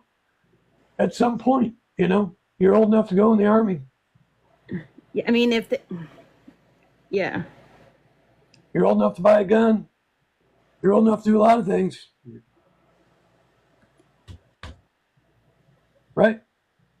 Absolutely. I mean, it was a tragedy. I wished it never happened. But, tragedies happen every day. People get drunk and hit people and shoot people and all kinds of crazy stuff. I mean, just shit happens. Like, very sad that it did. We need to go back and I just got a text. We need to go back and check. We need to go back and check Willow's comments. There's lots of questions that you're not seeing. Oh yeah, I'm sorry. Yeah, they're texting me on the side. Have you ever been approached by the Murdaugh family for resource info? No, no one from the Murdaugh family has reached out to me. The direct family. I've had family members, cousins, and things like that I've spoken with, but not direct. I've sent a book. Dick Harpootlian has read this book. In fact, Dick Harpootlian writes the foreword for this book. I'll save that for you guys to read as soon as you get it, but Dick Harpootlian writes the foreword for this book. Jim Griffin has my book. Buster Murdaugh has my book. Defending Alex Murdaugh, Not Guilty by Reasonable Doubt. I believe somebody tried to get it to Alec. I don't know where he is, so I don't know where to send it. But somebody said they knew a guard that lived there, and they gave him a book, whatever. I don't know. I guess somebody tried to send him a book, and they got turned away. So I guess a question that has been asked repeatedly is how are things in Hampton now? Does anyone still talk? Has Murdaugh quieted down? Are things back to normal, or is this still a hot topic of conversation, basically? Well, here's the thing about Hampton. It's one of the least populous counties in the state of South Carolina. It's probably one of the more poor counties, and it has a bad drug problem. it has a bad crime problem as well. So they got their own host of issues down there. Every county does, but they seem to have a little bit more for the size of the county they are. It's a working class county. There are the haves and the haves not in that town. They have mainly kind of moved on beyond, Murdaugh, but it's not far from their memory. And you start talking to somebody, they'll start telling you what they think. So they'll still talk about it, but it's rural life. It is really, really, really rural. Even when you get into Walterboro, and unless you live rural, and I live rural, so I understand what Hampton is, but a lot of people do not. I'm talking about these people don't have driveways; they just have a land that they drive over. Right. All right. So another question is, and I know you have addressed this, but maybe everybody doesn't follow you that like I do per se. But Maggie on purpose or a coincidence? Oh, Maggie was.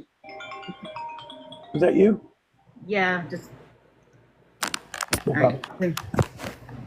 Maggie was a mistake. So here's what I believe what happened. Alex said that Maggie and Paul went down by themselves, and he was mad at Maggie because she was supposed to be back and they were supposed to go visit his dad. And then she got back around the time visiting hours got over. So he was upset with her. They had dinner. They went down to the dog kennels, and he was like, you know what? I'm not going. I'm mad. But at the end of the day, he's like, oh, shit. All right, I'll go down. So he gets in the golf cart, and he goes down to the dog kennels. And he's down at the dog kennels, and, he pulls up, as he said, and Paul's got his phone out. He saw that he was on his phone, and he's got the dog's tail. And that's what everybody heard, the big, the video with his name on it, with his voice on it. And then he said he got the chicken on above his mouth, and he put the chicken away. And he's like, and I did exactly, I was starting to do what I didn't want to do. And he's like, oh, what did you not want to do? It's like work, sweat. And I wasn't going to do that. I'd already showered. I had new clothes on. So he's like, I left. He's like, you just left? He's like, no, I didn't leave. And he goes, yeah, I talked to Maggie, we were talking about Paul, and he had some problems with his feet. He was going to the doctor. What I think happened is that Alec had the golf cart, and he either gave a ride to Maggie or Maggie walked along the golf cart as he was heading back towards the house. And where I believe the real killers were sitting in the woods behind the hangar, and it's probably about 5 feet below ground level where they were, because that ground level drops dramatically when you go into that woods behind the cabin. But you have a clear shot of the dog kennels. Now, you would say, well, how'd they know Paul was there? Well, they were friends with Paul. They're on Snapchat together. He had his Snapchat location on. They knew exactly where Paul was the whole time. But they weren't going to go and shoot Alec and shoot Maggie, mainly because maybe they thought Alec was always carrying a gun. So why do that? You just want Paul. So when Maggie goes with Alec in front of the hangar, and she goes inside the hangar, and then he takes off, from their perspective, they can't see anything until he's off in the distance, and all you see is the golf cart with the headlights on it. So in their minds, Maggie and Alec are on the golf cart because they can't see that far. All they see is the thing moving with the headlights. Now, Maggie is a very loud person, but she stopped talking. She wasn't talking to Paul anymore. In fact, Paul was over at the dog kennels. She was in the hangar, according to the GPS and everything.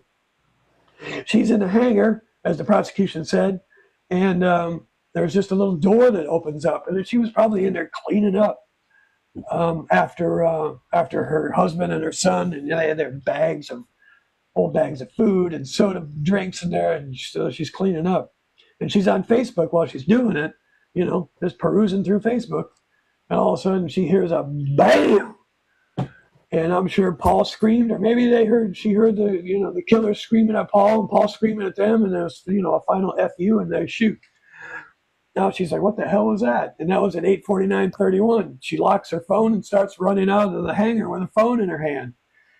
The second shot hasn't happened yet. She's running out of the hangar, and the second shot happens. I guarantee you, the guy that was sitting there on his knee with the 300 blackout, who was supposed to be looking towards the house to see if Alec was coming back with the headlights, had his head turned and was looking back at his buddy shoot Paul Murdaugh again. And as he turns his head because he hears Maggie coming, he's like, holy shit.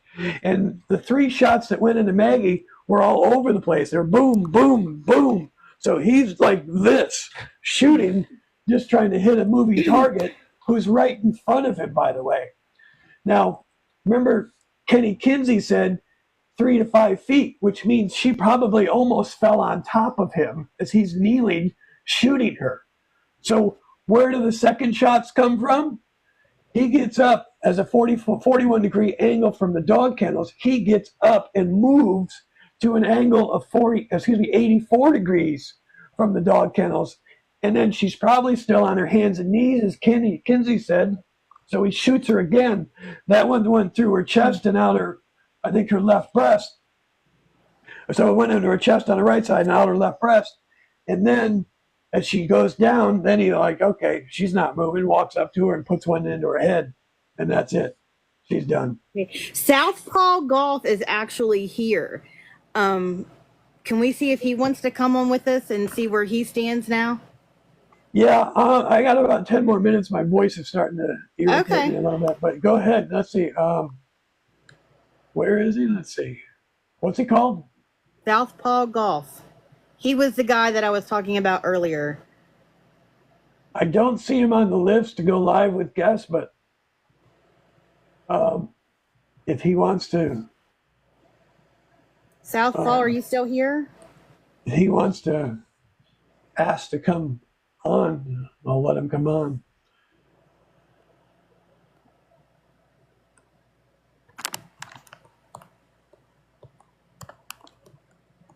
By the way, I don't think you're ever going to find those guns either. I think those guns are at the bottom of some lake somewhere that's probably outside of town. Some deep spot that no one ever goes to because there's alligators in it.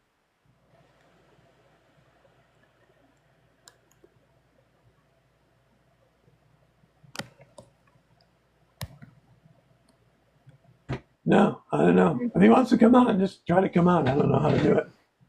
I don't see him on here like as a guest. Prosecutors will do dirty tactics to keep evidence out of court if it messes up their agenda. So one of the things that Myra says in her book, because enough is enough, not guilty by reasonable doubt, and she uses the data from my book. And I'll go, I've done this one a lot. And this, every time I do it, I say, this proves that Alex Murdaugh didn't do it. So, as I described, Maggie's in the hangar. She's not far inside the hangar because there's a desk right there inside the door. And then there's nothing on the ground in the hangar that she can mess with. Everything's kind of up on a wall, and there's some machinery and whatnot in there. So really the only thing for her to do is like, maybe she was even sitting at the desk because she's on Facebook. And so she hears yelling and she hears a shot. So she gets up 8:49:31 and runs out. Okay, so here's the thing. I've measured this on Google Maps. You can measure it literally down to the inch on Google Maps. Where Maggie came out of the hangar to where Maggie died is 12 steps. It's approximately 30 feet. It takes a human to walk 12 steps. To walk 12 steps. Walk is a very important word in this conversation I'm having with you. To walk 12 steps takes about 5 to 6 seconds. Doesn't take very long. So she died 5 to 6 seconds after she walked out of the hangar, or less. 5 to 6 seconds. She could have been running. We don't know. But I'm going to go with 5 to 6 seconds, okay? So now you have 5 to 6 seconds. Well, here's what has to happen. Alec is also the same distance away. At an angle of 41 degrees, he is a distance of 30 feet away, which is another 12 steps. So for what he has to do is if Alec did it, he has to, with a pumped 12 gauge shotgun, he's got to shoot his son, and then he has to pump the new shell into the chamber. And as Paul starts walking out, which takes 1 to 2 or maybe 3 seconds, starts walking out, he backs up, he shoots him again. That, ladies and gentlemen, takes probably about from the first shot, reload, step back 2 to 3 seconds. I'm going to go 4 seconds, maybe 5. Remember, Maggie was already at that spot in 5 to 6 seconds. It's called relative velocity. If two things are moving at the same speed, they're going to get to the same destination at the same time. However, if one is moving faster than the other one is going to get there before the other one can. And the problem with that is that, as Kinsey said, she had gun stippling on her, so whoever was there had to have shot her within 3 to 5 feet. But the problem is that you can't shoot, pump action the gun, shoot it, wait for him to walk out 2 or 3 steps, shoot him again, then drop that 12 gauge, pick up the 300 blackout, and then run that same 30 feet that you have to get to where Maggie was. And then because he's 6'4", he's either got to drop that gun way below his knee level, below his waist for sure, or he's got to drop down on one knee, aim, and then shoot. But I'm sorry, ladies and gentlemen, I am sorry. Everybody who thinks Alex Murdaugh did it, the guy can't get there and fight. He can't shoot Paul once, not twice, drop the gun, pick up another gun, and run over there in 5 seconds. It is impossible. That's what Myra was talking about earlier. She's like, I walked that in Moselle. He can't, he's not Rambo, is what she said in her interview. So the timing is just not there. He can't get to that spot and shoot her and do what he has to do with Paul. Because as the prosecution said, she heard that shotgun blast and she came running to her baby. Remember that? Running to her baby, which I'm sure she did. Because she wasn't that far, and you live out in the country, you know that any of those noises, they carry.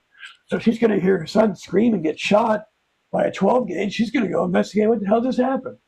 Because she was just there and she didn't see a 12 gauge in Paul's hand. Why is he shooting? I talk a lot.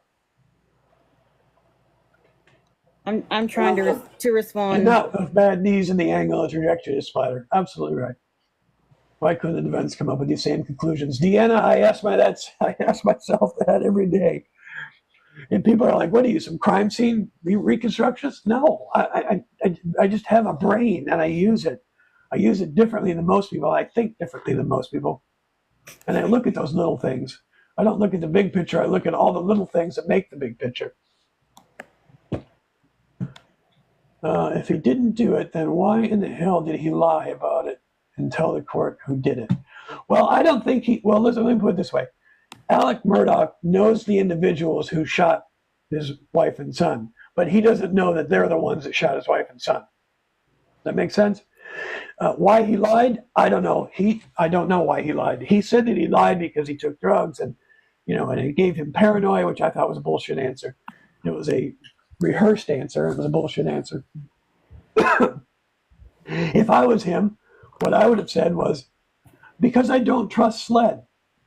I'm an attorney. I'm an assistant solicitor. I know plenty of police officers, and I've seen SLED in action. And I know what David Owen was doing to me. He was putting me in that circle, and I was never going to get out. And I shouldn't have lied to him. I should have told him the truth. Maybe it would have helped him find the real killers, Maggie and Paul. But I have seen SLED do so many dirty, rotten, nasty things to people that weren't guilty of things that I know what they're capable of doing, and I wasn't going to give him the ammunition to do it to me. That's what I would say. But, Absolutely.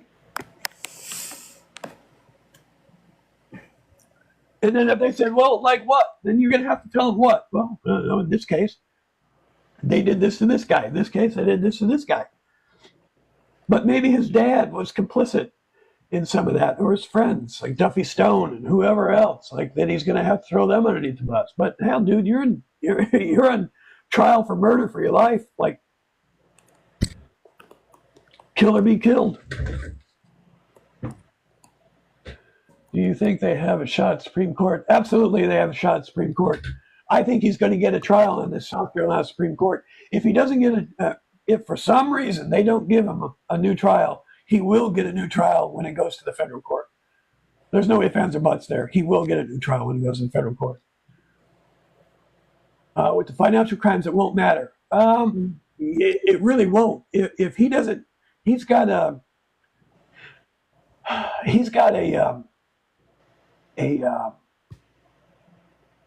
God, I can't remember it, but he's got an appeal for the 40-year sentence he's got in federal court. I think it's in Virginia in a couple of months. If he doesn't get that reduced, yeah, he's basically going to die in prison because that's a 40-year sentence, and he's 54. I mean, he's not going to live into his 90s. No way he took that. Hey, Yeah. I have to jump off of here. I have to return that phone call that was coming in a few minutes ago. Thank you for having me on. I am glad you're back. Thank you. And I'll stay on a little bit longer here with everybody else, but thanks. We'll see you on. We'll do some more of these. all right, yeah, and definitely reach out to me and let's chat privately about that theory. Okay. All right, we'll do. You're updated. All right, talk to you later. Bye bye. Yep. But that lady's walking back to the house. Oops. Crime and Cask. Answer what? Whoops. Hey, here I am.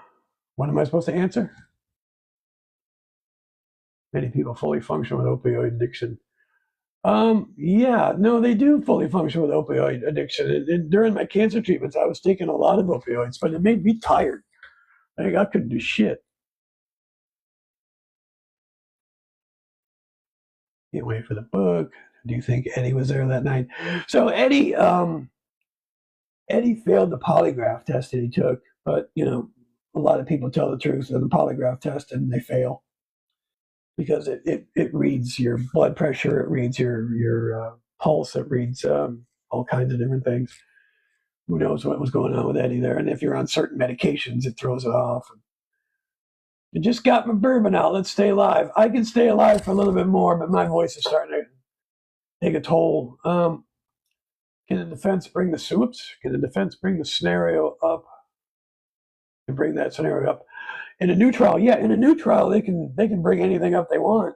I can tell you what they already know. Here's what the thing about a new trial is, and they say a second trial is hard for the defense. Maybe it is, but you already know the answers to the quiz. Thank you. You already know the answer to the quiz, to the test, to your exam. And the answer is, what everybody's going to say because they've already said it. So I think it would be easier because you know what everybody's going to say, but maybe that's not the case. But what I will say about the financial crimes is that will not be let back in at all. It shouldn't have been let in the first place, but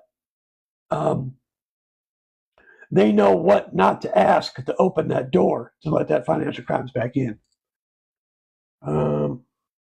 Let's see. Alex made sure that Maggie and Paul to be there at the same time. Well, they live there. 8 o'clock, 9 o'clock at night, I don't know what to tell you. And Paul was there for the summer. And by the way, Alec was going hunting that weekend and wanted Paul to fix it. And his dad was going to the hospital because he was sick.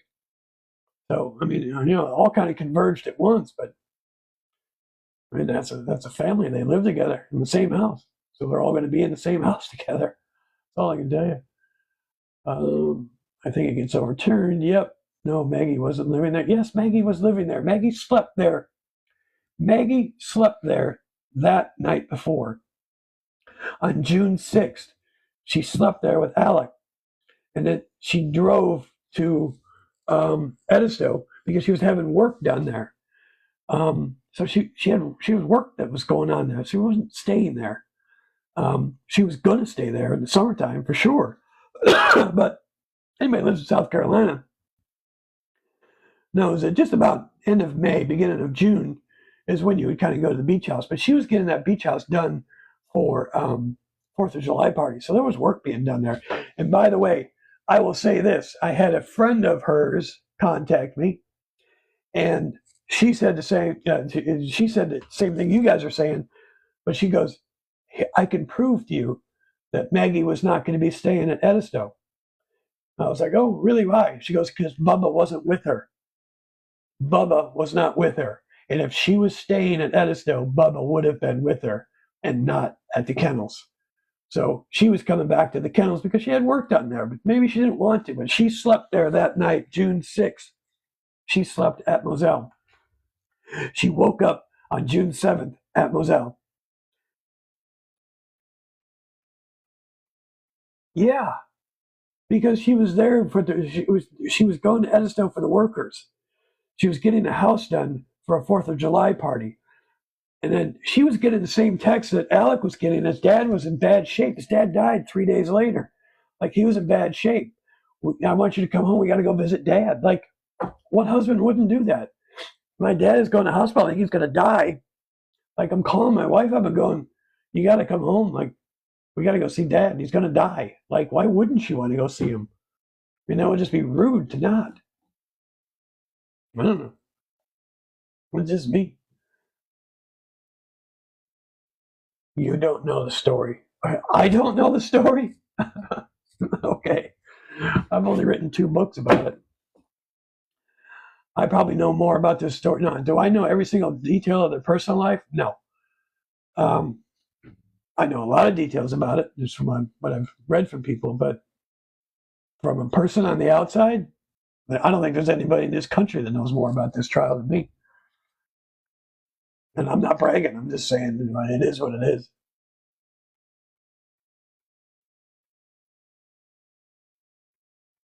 Yeah, I probably spent the last 2 years of my life doing this research, writing 2 books, talking to countless people, countless times out at Moselle, doing things, interviewing all kinds of people, everything from Stephen Smith to Alex Murdaugh, and all the people in between, friends, family.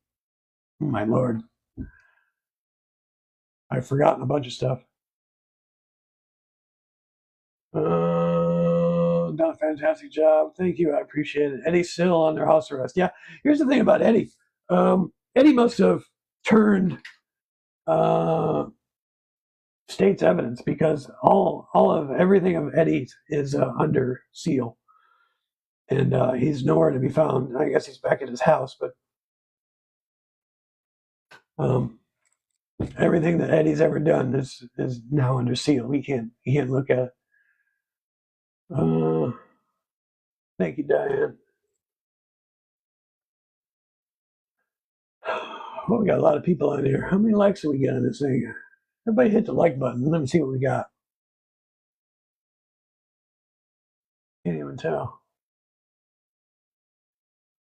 Oh, here's Southpaw Golf.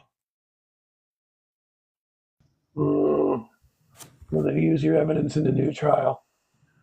I don't know. Listen, I sent my book to Jim Griffin. If he doesn't use it, that's on Jim Griffin. But I'm not an attorney. They haven't hired me. And hey, what's up, dude? Old friend, how you doing, man? I'm doing much better than the last time I talked to you.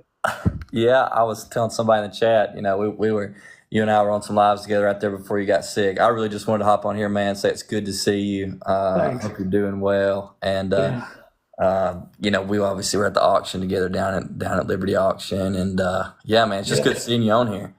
Yeah, it's good to be back. I was telling him earlier that when I went to go hit the live, you know how it says put a description into what your live is? Mine said, Becky Hill's son gets arrested. That's how long ago I was doing a live. I think that was around Thanksgiving of last year. I think when we were on live together, it was either the day after or the day before, I believe all that went down. But yeah, man, no, it's just good to see you. I've had a few things related to Moselle and some other characters in my life over the last 12 months because, of my relation with the auction house. But anyway, I'm excited to see kind of what Moselle turns into now. I know that I can't name people, but at one point, there was an eBay listing for the they had actually carved out the broken window, and they took down all the kennels, and they was trying to sell it on eBay, and that got shot down within seconds. But I got involved in that for a little bit. They wanted my advice, and I quickly left that conversation. Yeah. But yeah, no, and I remember, I'll never forget though, man, when I first, started watching your videos, I was determined to read your book. I read it through and through. And like I told you, you're a wordsmith, man. You done a wonderful job. I had probably, I think it was like 200 and something pages on a Microsoft Word document that I had countering points and stuff. But I just want to say, man, I really appreciated, the extent in which you went into detail and just telling the story. If nothing else, man, it was a very good book. Tell me a little bit more about your second book, though. I'll be honest, I didn't know you've come out with a second book. Well, so I'm a ghostwriter for this book. I wrote the book, I put it together, but this is a book by Juror 785. Her name is Myra Crosby. She was also referred to as the Egg Lady, who was removed from the jury. You remember her? Yep. This is her book. And it really talks, the front cover, it's a tell-all book on how Juror 785 was wrongly kicked off the jury at the Alex Murdaugh trial. It is full of... You got a link or anything, man? I'd love to buy one off of you. You got a link? It's we've got the green light from Amazon. We just did, if you subscribe to Fox Nation, if not, they have a 7-day free trial, but you can go to Fox Nation. She just did an interview on Fox Nation. Okay. And it's available on there, and that's where she talks about the book, because enough is enough. But we had an exclusive deal with Fox, but to do that, we couldn't publish the book prior, and so and as soon as it happened, then I published the book, and now we had some issues, but it's greenlighted. It's going to be available to buy in another day or two, I guess. I don't know. Yeah. I'd love to check it out, man. Read it. Everybody wants it now, but give it a second. It'll be there. Okay. Yeah. Any future plans after this book? No, I don't. Well, yeah, but I don't want to talk about it. Well, what if Alex digs himself out with a spoon and escapes? That makes for book number 3, doesn't it? If he can fit through the hole. Well, certainly if he gets a new trial, that's a whole nother book. I mean, and I will cover. Happens. Yeah. Oh, I think it's going to happen. Yeah. I think it's going to happen. When, I don't know, but it's going to happen. And that'll be a whole nother book. I've got some ideas for another book, but I've got to get through all the promotional stuff on this one. Yeah. And then I want to rest. Honestly, I want to rest. Man, I hate just hearing you talk. I mean, it's just, I know you're probably getting give out with that voice talking to us, but I appreciate it, man. Yeah, and I did this book like I was getting radiation writing this book. It's crazy. Really? Did this all during that time and after, but it's I can't believe in the last year, and it hasn't even been a year yet, because my first book came out in October. In almost a year in October and a year in December, I will have written not one book, but 2 books, and had major cancer surgery, radiation, and chemotherapy in under a year. I was like, good Lord. Yeah. I don't know how, you know what? I know how the hell I'm here. I'm here by the grace of God and everybody like yourself who prayed for me all the time. And I just feel so thankful. And I'm so, just gracious to everybody who just send their thoughts and their prayers all the time. I mean, the amount of people on TikTok who told me that they were praying for me is incredible. I was moved and humbled and all those things. So thank you, everybody. Man, it's just crazy too. I think just for me, because I was talking with you and stuff, and all of a sudden, boom, you made a TikTok. I believe you said you had health issue coming on, and all of a sudden, I don't know the details, but man, I know you're kind of you kind of went dark on me, or not on me, but on TikTok, and I'm assuming it must have got pretty rough for you, and man, I'm just glad that you're you're back. Yeah, there were some times it was not good. There were some times it was not good. The reason the voice is like this is that they have when they intubate you, they put the tube down, and there's like a little a ball. They call it a balloon. And I started coughing up. I mean, I had, things in my nose, and my face was just like swollen like crazy, and I had fluids all over the place. Not to get too graphic, but all of a sudden I started coughing up all this fluid and phlegm, and it just my wife told me I literally turned purple, like this shirt.